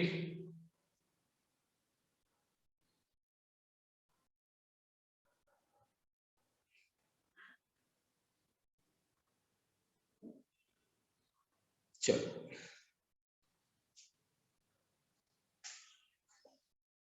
अब देखो, हो गया ना कंप्लीट। देखो जिस क्वाइल पर हमें कैलकुलेशन करनी थी, ध्यान से सुनो, ये क्वाइल थी, जिस क्वाइल का रेजिस्टेंस R1 है, क्वाइल का इंडक्टेंस L1 है, और इस क्वाइल पर हमें क्वालिटी फैक्टर भी जज करना था जी। क्वाइल का क्वालिटी फैक्टर Q बराबर क्या होता है, क्वाइल का रिएक्टेंस XL1 बटे क्वाइल का रियल पार्ट। XL1 को क्या कहते हैं, ओमेगा L1 अपॉन R1। अब आप मुझे बताओ L1 का मान क्या था, ऊपर से देखकर बताओ L1 का मान क्या था स्टूडेंट्स। क्या L1 का मान दिस था, राइट। तो L1 का मान था, मैं ब्लू कलर से इसको लिख रहा हूं, समझेंगे आप, R2 R3 C4, R2 R3 C4 बटे में 1 plus omega square R4 square C4 square, further divide. R1 का मान क्या था, omega square R2 R3 R4 C4 का स्क्वायर बटे 1 plus omega square R4 square C4 square. देखो स्टूडेंट्स क्या कमाल हुआ, हम सोच रहे थे टर्म बहुत कॉम्प्लेक्स आ रही है, बट क्या हुआ, क्या स्टूडेंट्स ऐसा फील हो रहा है कि डिनोमिनेटर डिनोमिनेटर दोनों कैंसिल है। इसका omega one time cancel, R2 cancel, R3 cancel, C4 एक बार कैंसिल, तो क्या अल्टीमेटली क्वालिटी फैक्टर हो 1 upon omega, 1 upon omega R4 और C4 आ गया। और अगर ये क्वालिटी फैक्टर आ गया तो क्या ये क्वालिटी फैक्टर पिछले बार का उल्टा आया है।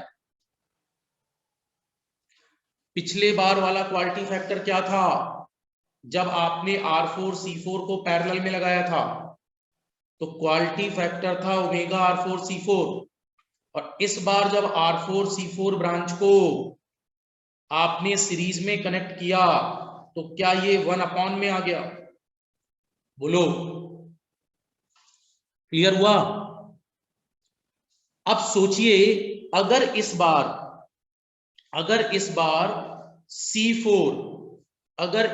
C4 नैनो फैरेड भी होता, पिको फैरेड भी होता, तो क्या स्टूडेंट्स R4 किलो ओम में है?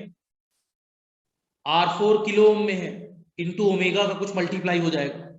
तो पिको फैरेड नैनो फैरेड में अगर किलो या कुछ और वैल्यू का मल्टीप्लाई भी हुआ तब भी ये 10⁻⁻⁻ में आएगा, और अगर ये बटे में 10⁻⁻ में कुछ आएगा तो क्या ऊपर जाकर ये 10 से ऊपर नहीं आएगा?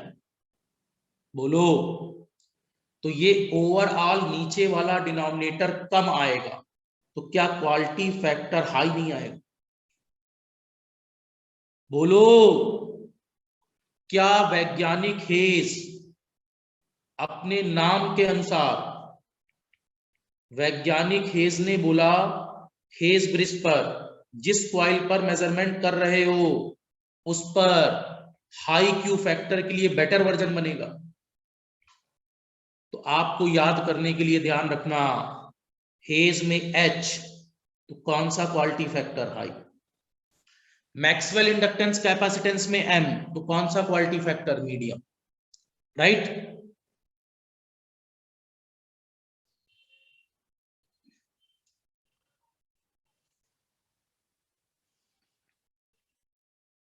विपिन, तो सर केवल इतना ही याद कर ले, मैं बता रहा हूं स्टूडेंट्स,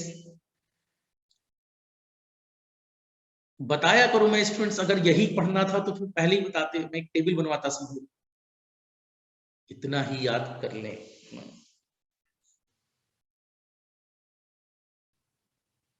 कौन इतना बड़ा डेरिवेशन करे? पहले लिख लो इसको, सॉरी।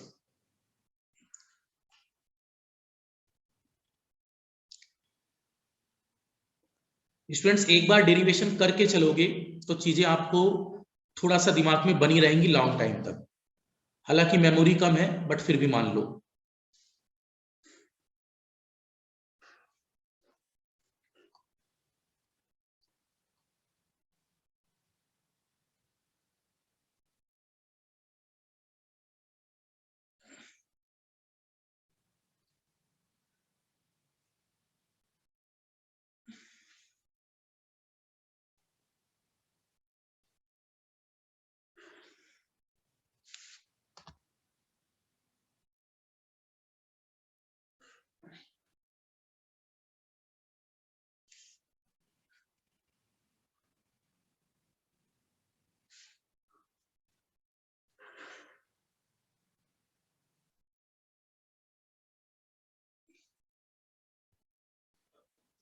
अब सुनो,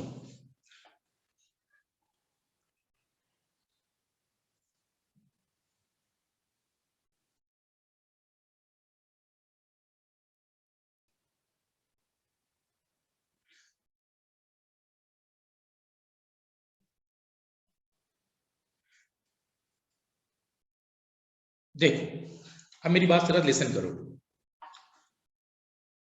फाइन, यहां तक क्लियर है सबको?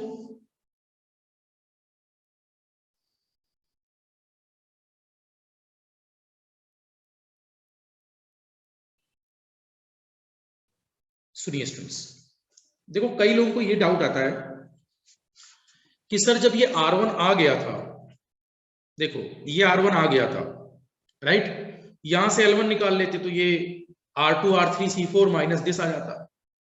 तो ये कहानी करी क्यों रहे हो कि आप यहां से R1 का मान यहां प्रतिस्थापित फिर L1 का मान निकाल लो, राइट? तो अब इस बात को जरा समझो। एग्जामिनर जब क्वालिटी फैक्टर की टर्म पूछता है तो आपके पास वेरिएबल टर्म है क्या पूरे ब्रिज में? केवल R4 और C4। तो आपको क्वालिटी फैक्टर इन दोनों के टर्म पर निकालना, राइट? आपको क्वालिटी फैक्टर इन दोनों के टर्म्स में निकालना है। यस, तो एक ऐसी वैल्यू बनानी है जो ओमेगा R4C4 जैसी टर्म है, राइट। तो R4C4 वाली टर्म बनाने के लिए आपने क्या किया, ये वाला जो मान था, देखो कई लोग न्यूमेरिकल इससे सॉल्व हो जाएगा R1 L1 का मान, बट मुझे क्वाइल का अगर क्वालिटी फैक्टर पता करना है तो क्वालिटी फैक्टर पता करते समय अगर आप यहां से भी क्वालिटी फैक्टर वही आएगा, हाँ हाँ हाँ सुनो, यहां से भी क्वालिटी फैक्टर निकालोगे तो यही आएगा, उसकी चिंता मत करो। बट इस वाली टर्म को लेने का फायदा ये है,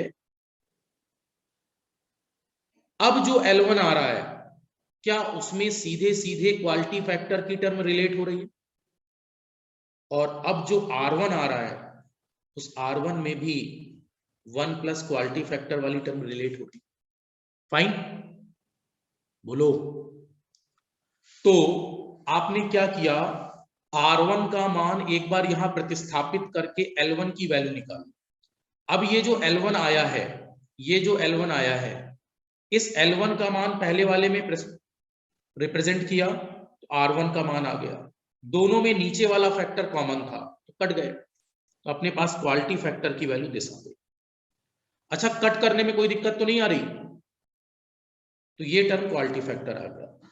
अगर कैपेसिटेंस छोटा भी है, नैनोफैरेड पिकोफैरेड, तो भी अच्छा है, मीडियम वैल्यू का गुणा किसी फ्रीक्वेंसी का गुणा तो भी ये टर्म कम आएगी, तो क्वालिटी फैक्टर हाई आएगा, राइट। क्वालिटी फैक्टर कैसा आएगा, हाई। अब जब ये ब्रिज हाई क्यू फैक्टर पर बना, किस पर बना, हाई क्यू फैक्टर, तो मेरी दो बातों को अंडरस्टैंड करना। एक मिनट और सुनो, हाँ इधर इधर इधर इधर बोर्ड पर रहो, बोर्ड पर। कई लोगों के इस स्टेप के बाद पेट में दर्द रहता है कि सर अगर इसी से आंसर निकाल लिया होता ओमेगा L1 बाई R1, ऊपर वाले को देखो, सर ये रख दिया होता L1 की जगह, ये रख दिया होता R1 की जगह, तो भी क्या दिक्कत थी। ओमेगा L1 का मान R1 upon omega square R4C4 और बटे में R1 था, तो R1 कट गए, ओमेगा ओमेगा कट गए, देखो सर ये आ गया 1 अपॉन ओमेगा R4C4, ये ऊपर वाले स्टेप से आ गया,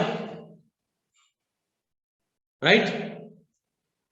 आएगा, बिल्कुल आएगा, कोई इशू नहीं है, इससे कोई इशू नहीं है, बट अब प्रॉब्लम को जरा अंडरस्टैंड करें। मैंने इन दोनों इक्वेशन, इससे इतनी जल्दी आंसर आ रहा था, फिर भी मैंने इस इक्वेशन को क्यों लिया, ये इक्वेशन क्यों बनाई, अब सभी लोग ध्यान दो। पहले बताओ यहां तक लिख चुके हो,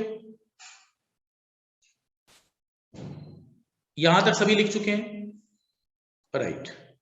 अब इसके बाद आप अगर क्वाइल पर, सभी लोग ध्यान से सुनेंगे, R1 का मान स्पेसिफाई करें, तो R1 का मान क्या आया था अपने पास, omega square R2 R3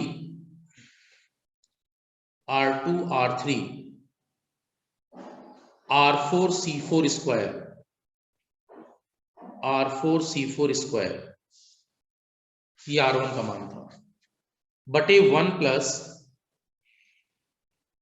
omega square R4 square C4 square. इसी तरह L1 का मान क्या था, आप लोग अपनी कॉपी से देख लेना, मेरे पास स्पेस कम है इसलिए मैं ऊपर R2 R3 C4 R2 R3 C4 बटे 1 plus omega square R4 square C4 square. चलो, ये ऊपर वाले मान मैंने रख दिए, क्लियर, बोलो।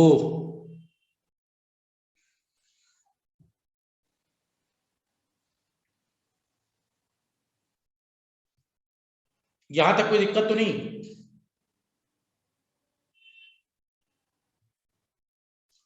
किसी को भी इस वाले वर्जन में कहीं दिक्कत तो नहीं।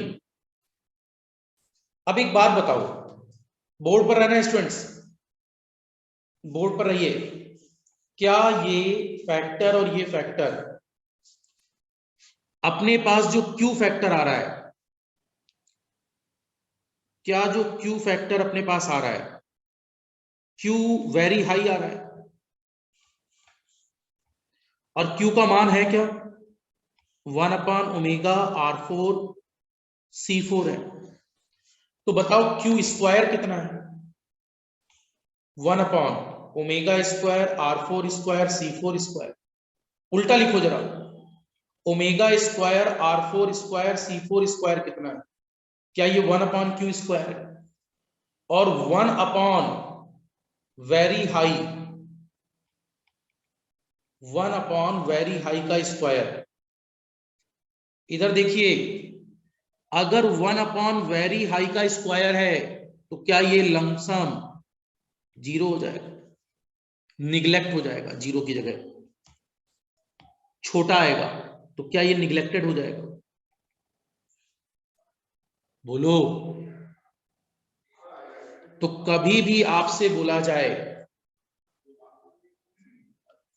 ये वाला जो टर्म है और ये वाला जो टर्म है, राइट, ये वाली जो टर्म है और ये वाली जो टर्म है, ध्यान से सुनो स्टूडेंट्स, इस टर्म पर ये वाली जो अपने पास टर्म है, क्या इसी टर्म को हम कह सकते हैं 1/Q², और 1/Q² का मतलब 1/वेरी हाई का स्क्वायर, तो मतलब लगभग निगलेक्टेड। तो क्या स्टूडेंट्स, ये टर्म अप्रोक्सीमेट होकर केवल ω² R2 R3 R4 C4² आ जाएगी और ये वाली टर्म अप्रोक्सीमेट होकर केवल R2 R3 C4 आ जाएगी। तो कई बार ऑब्जेक्टिव में जो न्यूमेरिकल्स मिलते हैं उसमें डायरेक्ट इस रिलेशन की जरूरत पड़ती है, डायरेक्टली दिस रिलेशन। अब इसके बेस पर वो बैलेंसिंग डाटा पूछता है, राइट। एक ऑब्जेक्टिव आगे मैं बताने वाला हूं इसके बाद, क्लियर। तो हमने क्या नया किया है अब, हेज ब्रिज में अप्रोक्सीमेशन। क्या अप्रोक्सीमेशन किया, ये जो टर्म बनेगी स्टूडेंट्स, ये क्वालिटी फैक्टर है, फाइन, और क्वालिटी फैक्टर का अपॉन है 1/क्वालिटी फैक्टर। देखो Q बहुत हाई आया, वेरी हाई, और Q का मान क्या है 1/ω/R4C4। अगर ये बहुत हाई है, Q बहुत हाई है, तो बताओ स्टूडेंट्स Q का स्क्वायर भी हाई होगा और ये लो होगा, तो ये लो होता जाएगा और Q² हाई होता जाएगा। एरो के निशान से समझ सकते हो आप, यहां ये हाई करोगे, सॉरी Q² हाई, तो ये लो होता जाएगा और 1/वेरी हाई निगलेक्टेड आएगा, ऊपर वाले वर्जन लिख लेना। तो हमने किसको छोड़ दिया, इसको। एक में जीरो को जोड़े तो एक ही आएगा, एक में जीरो को जोड़े एक ही आएगा। क्या अप्रॉक्सीमेट होकर, ये अप्रॉक्सीमेट का साइन है, ये दो टर्म बनेगी, तो ये अपने पास फाइनल कंक्लूजन।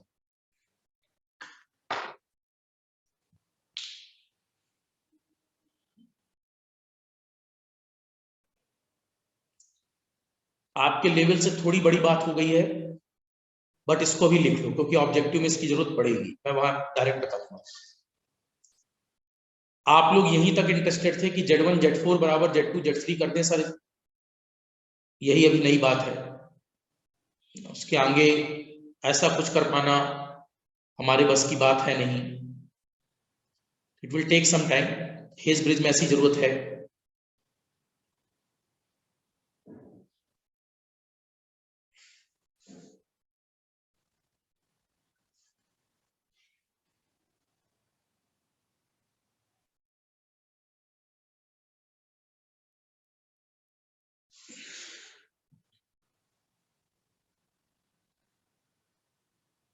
इसमें कुछ याद नहीं करना, आपको कुछ याद नहीं करना, याद कुछ नहीं रखना, जो याद रखना था वो याद ही है, हेज मतलब हाई, बस। मैक्सवेल इंडक्टेंस कैपेसिटेंस में मीडियम क्यू।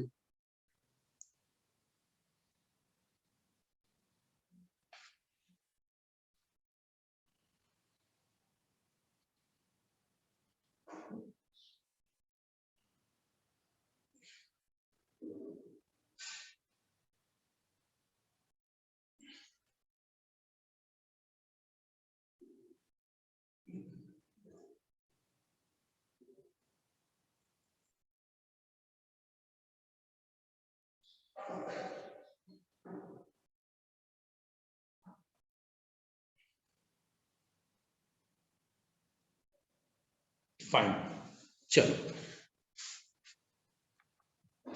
इस डाटा को मैं ऑब्जेक्टिव में एक जगह बताऊंगा, ठीक है, वहां जहां इसकी जरूरत पड़ेगी। मैंने अभी डेरिवेशन करते समय पूरा बता दिया है, नहीं तो क्वेश्चन यही खत्म हो जाता है स्टूडेंट्स, यहां तक, ठीक है, डाटाबेस यहीं तक खत्म हो जाता है, एक इक्वेशन यहां और एक इक्वेशन यहां, बस। आपको ये बात मैंने नहीं बताई है। खाजल क्लियर है मैंने नया टर्म क्यों बताया था? क्योंकि आप इसको रिलेट करना चाहते हैं क्वालिटी फैक्टर से, तभी अप्रोक्सीमेशन हो पाएगा। और इस अप्रोक्सीमेशन के कुछ फायदे हैं, R2 R3 C4 R2 R3 C4 दोनों में है, राइट। कॉमन टर्म को देखकर हम देखेंगे किसको वेरिएबल बना लें, राइट। तो ये आगे भी एक ऑब्जेक्टिव में आएगा। देखो दोनों में कौन कौन सी टर्म कॉमन है, R2 R3 C4, यहां भी R2 R3 C4, राइट। इसको रिलेट करेंगे आगे। नेक्स्ट हेडिंग डालो, कितने ब्रिज हो गए? मैक्सवेल इंडक्टेंस, इंडक्टेंस कैपेसिटेंस और हेस, राइट। अब आ जाओ एंडरसन ब्रिज। एंडरसन ब्रिज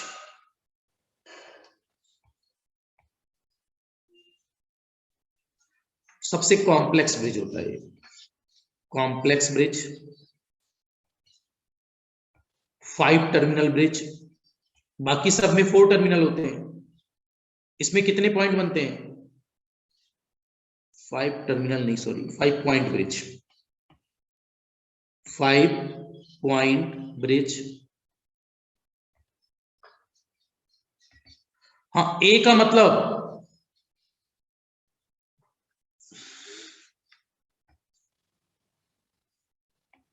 देखो हर नाम का मतलब है यहां, मोस्ट एक्यूरेट,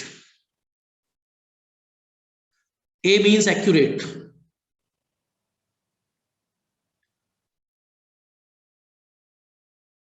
और इधर देखो, और इधर देखो, ये क्या लिखा है? सन। सन मीन्स, बोलो अपनी अपनी लैंग्वेज में जो बोलते हो।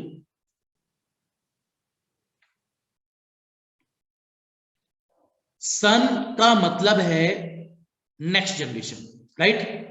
तो सन बेटा है, और सन अगर बेटा है तो वो छोटा होगा, राइट। छोटा होगा तो मतलब this should be preferred for low quality, low Q factor, low Q factor. लिख लो जैसा लिखा है, सन के नीचे डैश बनाओ, और सन मीन्स लो क्यू फैक्टर, लो क्यू फैक्टर। ए मीन्स मोस्ट एक्यूरेट।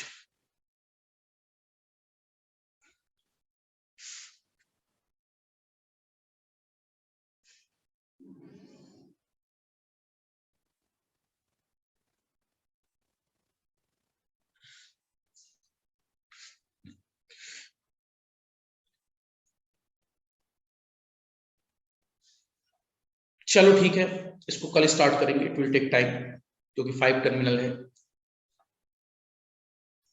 ये दोनों समझ गए सभी? आज हम लोगों ने शायद 2 ही ब्रिज पढ़े हैं। वन इज कौन सा था? Maxwell inductance. एक हम लोगों ने मैक्सवेल इंडक्टेंस कैपेसिटेंस पढ़ा है, दूसरा हेस पढ़ा है, right. Hay's is specially used for high Q factor,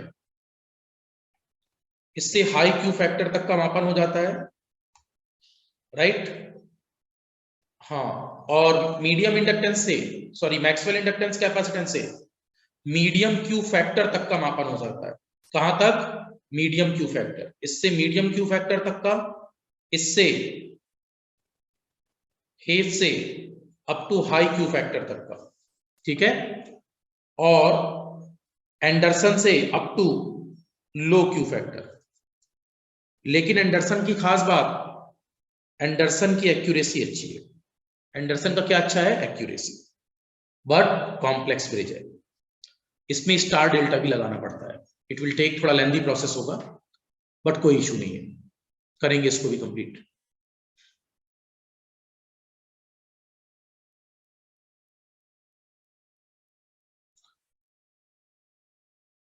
अभी तो स्टूडेंट स्टार्ट हुआ है ये, टोटल कई सारे ब्रिज हैं,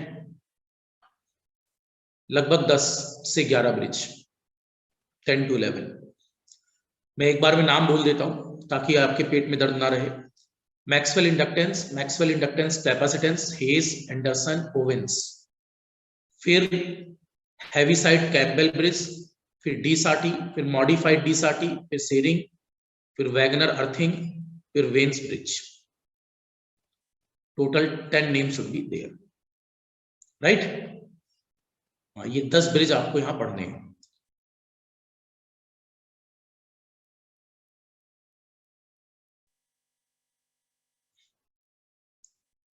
फाइन, ठीक है। आज आप लोगों की रेजोनेंस वाली क्लास रहेगी। और स्टूडेंट थोड़ा एनर्जी में रहा करो, सुबह मैं कहता हूं योगा या कुछ किया करो आप लोग। मैं बता रहा हूं बेड से उठते नहीं हो स्टूडेंट्स, मैं आपको बता रहा हूं। अगर घर पर होगे तो मैं बता रहा हूं बेड टी पर काम चल रहा होगा।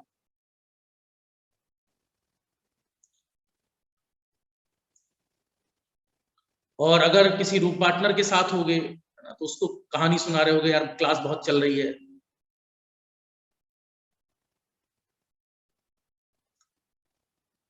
आज हेल्प कर दो, वो भी सोच रहा होगा क्लास चल तो रही है, चलो हेल्प कर देता हूं।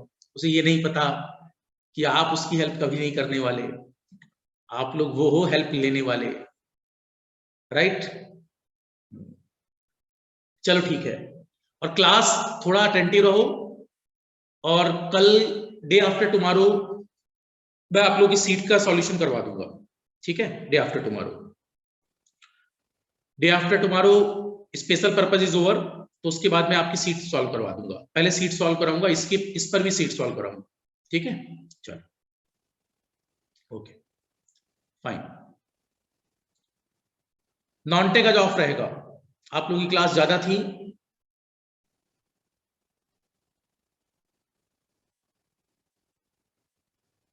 हाँ, आप लोगों का ध्यान रखते हुए नॉन टेक ऑफ कर दिया गया है, राइट।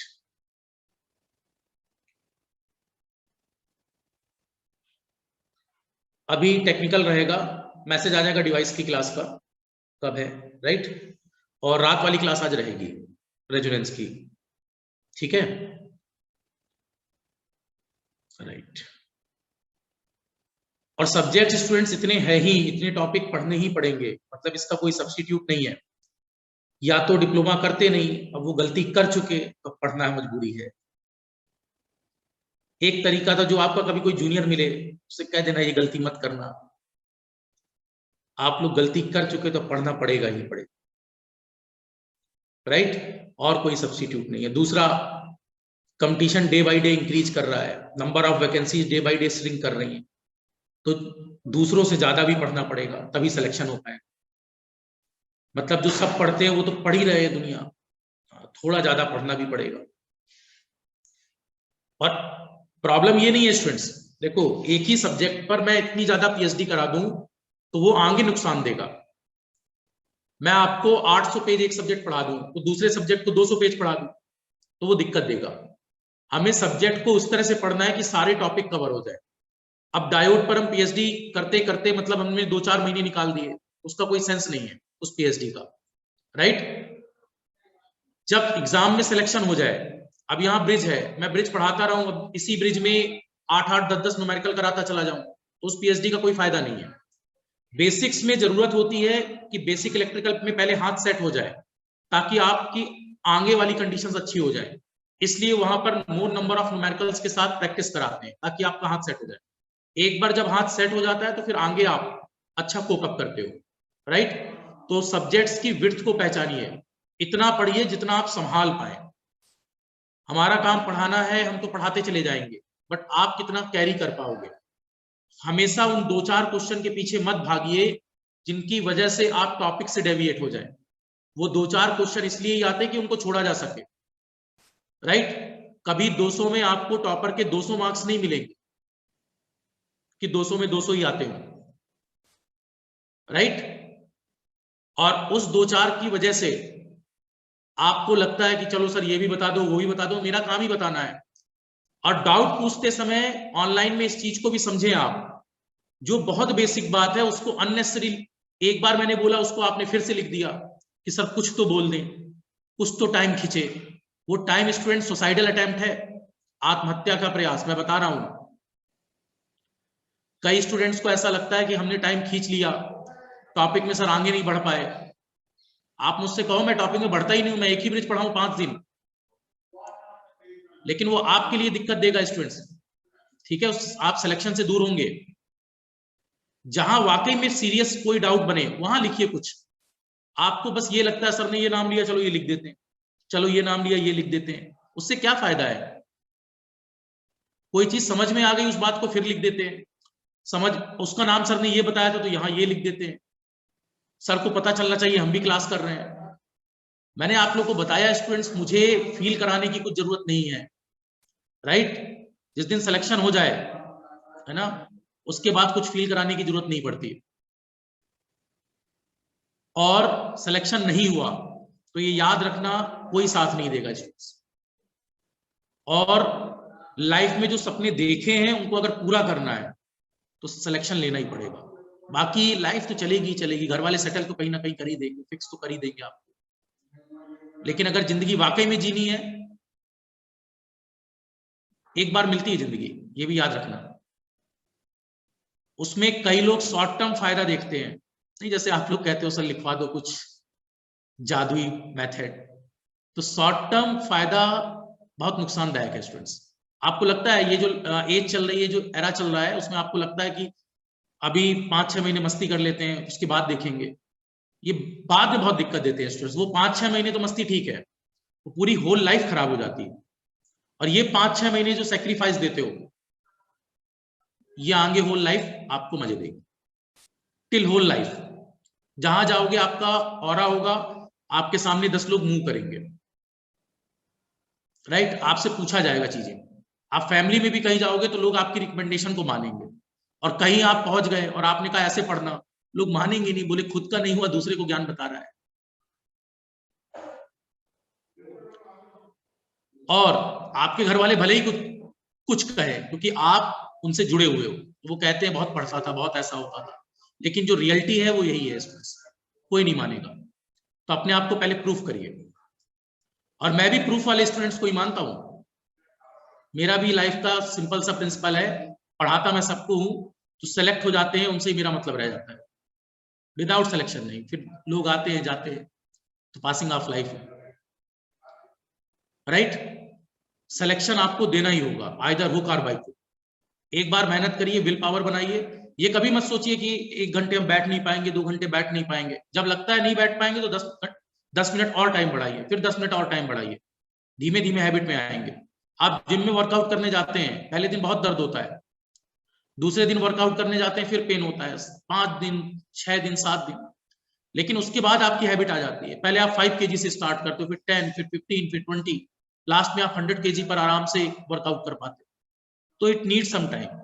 बॉडी भी आपकी, अगर आप आराम नहीं दोगे तो धीमे धीमे बॉडी उसी हिसाब से ढल जाएगी। दिमाग सबके पास उतना ही है, सबके पास बॉडी स्ट्रक्चर भी सेम है, राइट। अगर आप ये सोचते हैं कि सर हम कमजोर हैं, वो मजबूत है, ये सब दिमाग की बातें हैं, फितूर है स्टूडेंट्स, राइट। ये सब कुछ फितूर है। सबके पास उतनी ही क्षमता है, उतनी ही कैपेसिटी है पढ़ाई की जितना आप दूसरे को सोचते हो, राइट। बस आप अपने आप को पहचानिए और स्टार्ट हो जाइए, और दूसरों से, जो भी आपका रूम पार्टनर है, जो भी आपका फ्रेंड है, उससे दूरी उतनी बनाकर रखिए कि आपका सिलेक्शन हो जाए। बात करिए, खुश रहिए, कोई दिक्कत नहीं, बट इतनी डिस्टेंस मेंटेन रखिए कि स्टूडेंट्स एग्जाम तक, आफ्टर एग्जाम खूब घूमिए, बट बिफोर एग्जाम अगर आपका रूम पार्टनर आपसे कहता है आज यहाँ घूमने चलना है, वहां घूमने चलना है, तो उसको भी समझाइए इसका कोई फायदा नहीं है स्टूडेंट्स। आज घूमना, आज ये फोटो लगाना, वो करना, वो सब स्टूडेंट्स बाद में ये सारी मेमोरी डर्टी मेमोरी हो जाएंगी, खराब मेमोरी। गोल्डन डेज जिसे आप समझते हो वो वर्स्ट डेज होंगे, आप याद करके रोगे कि यार क्या किया मैंने अपनी लाइफ में। कथा समाप्त होती है। हाँ फाइन, आप लोग बैठे ही हुए हो, चलो, sorry students, you all can leave the meeting, message आ जाएगा आप लोगों को।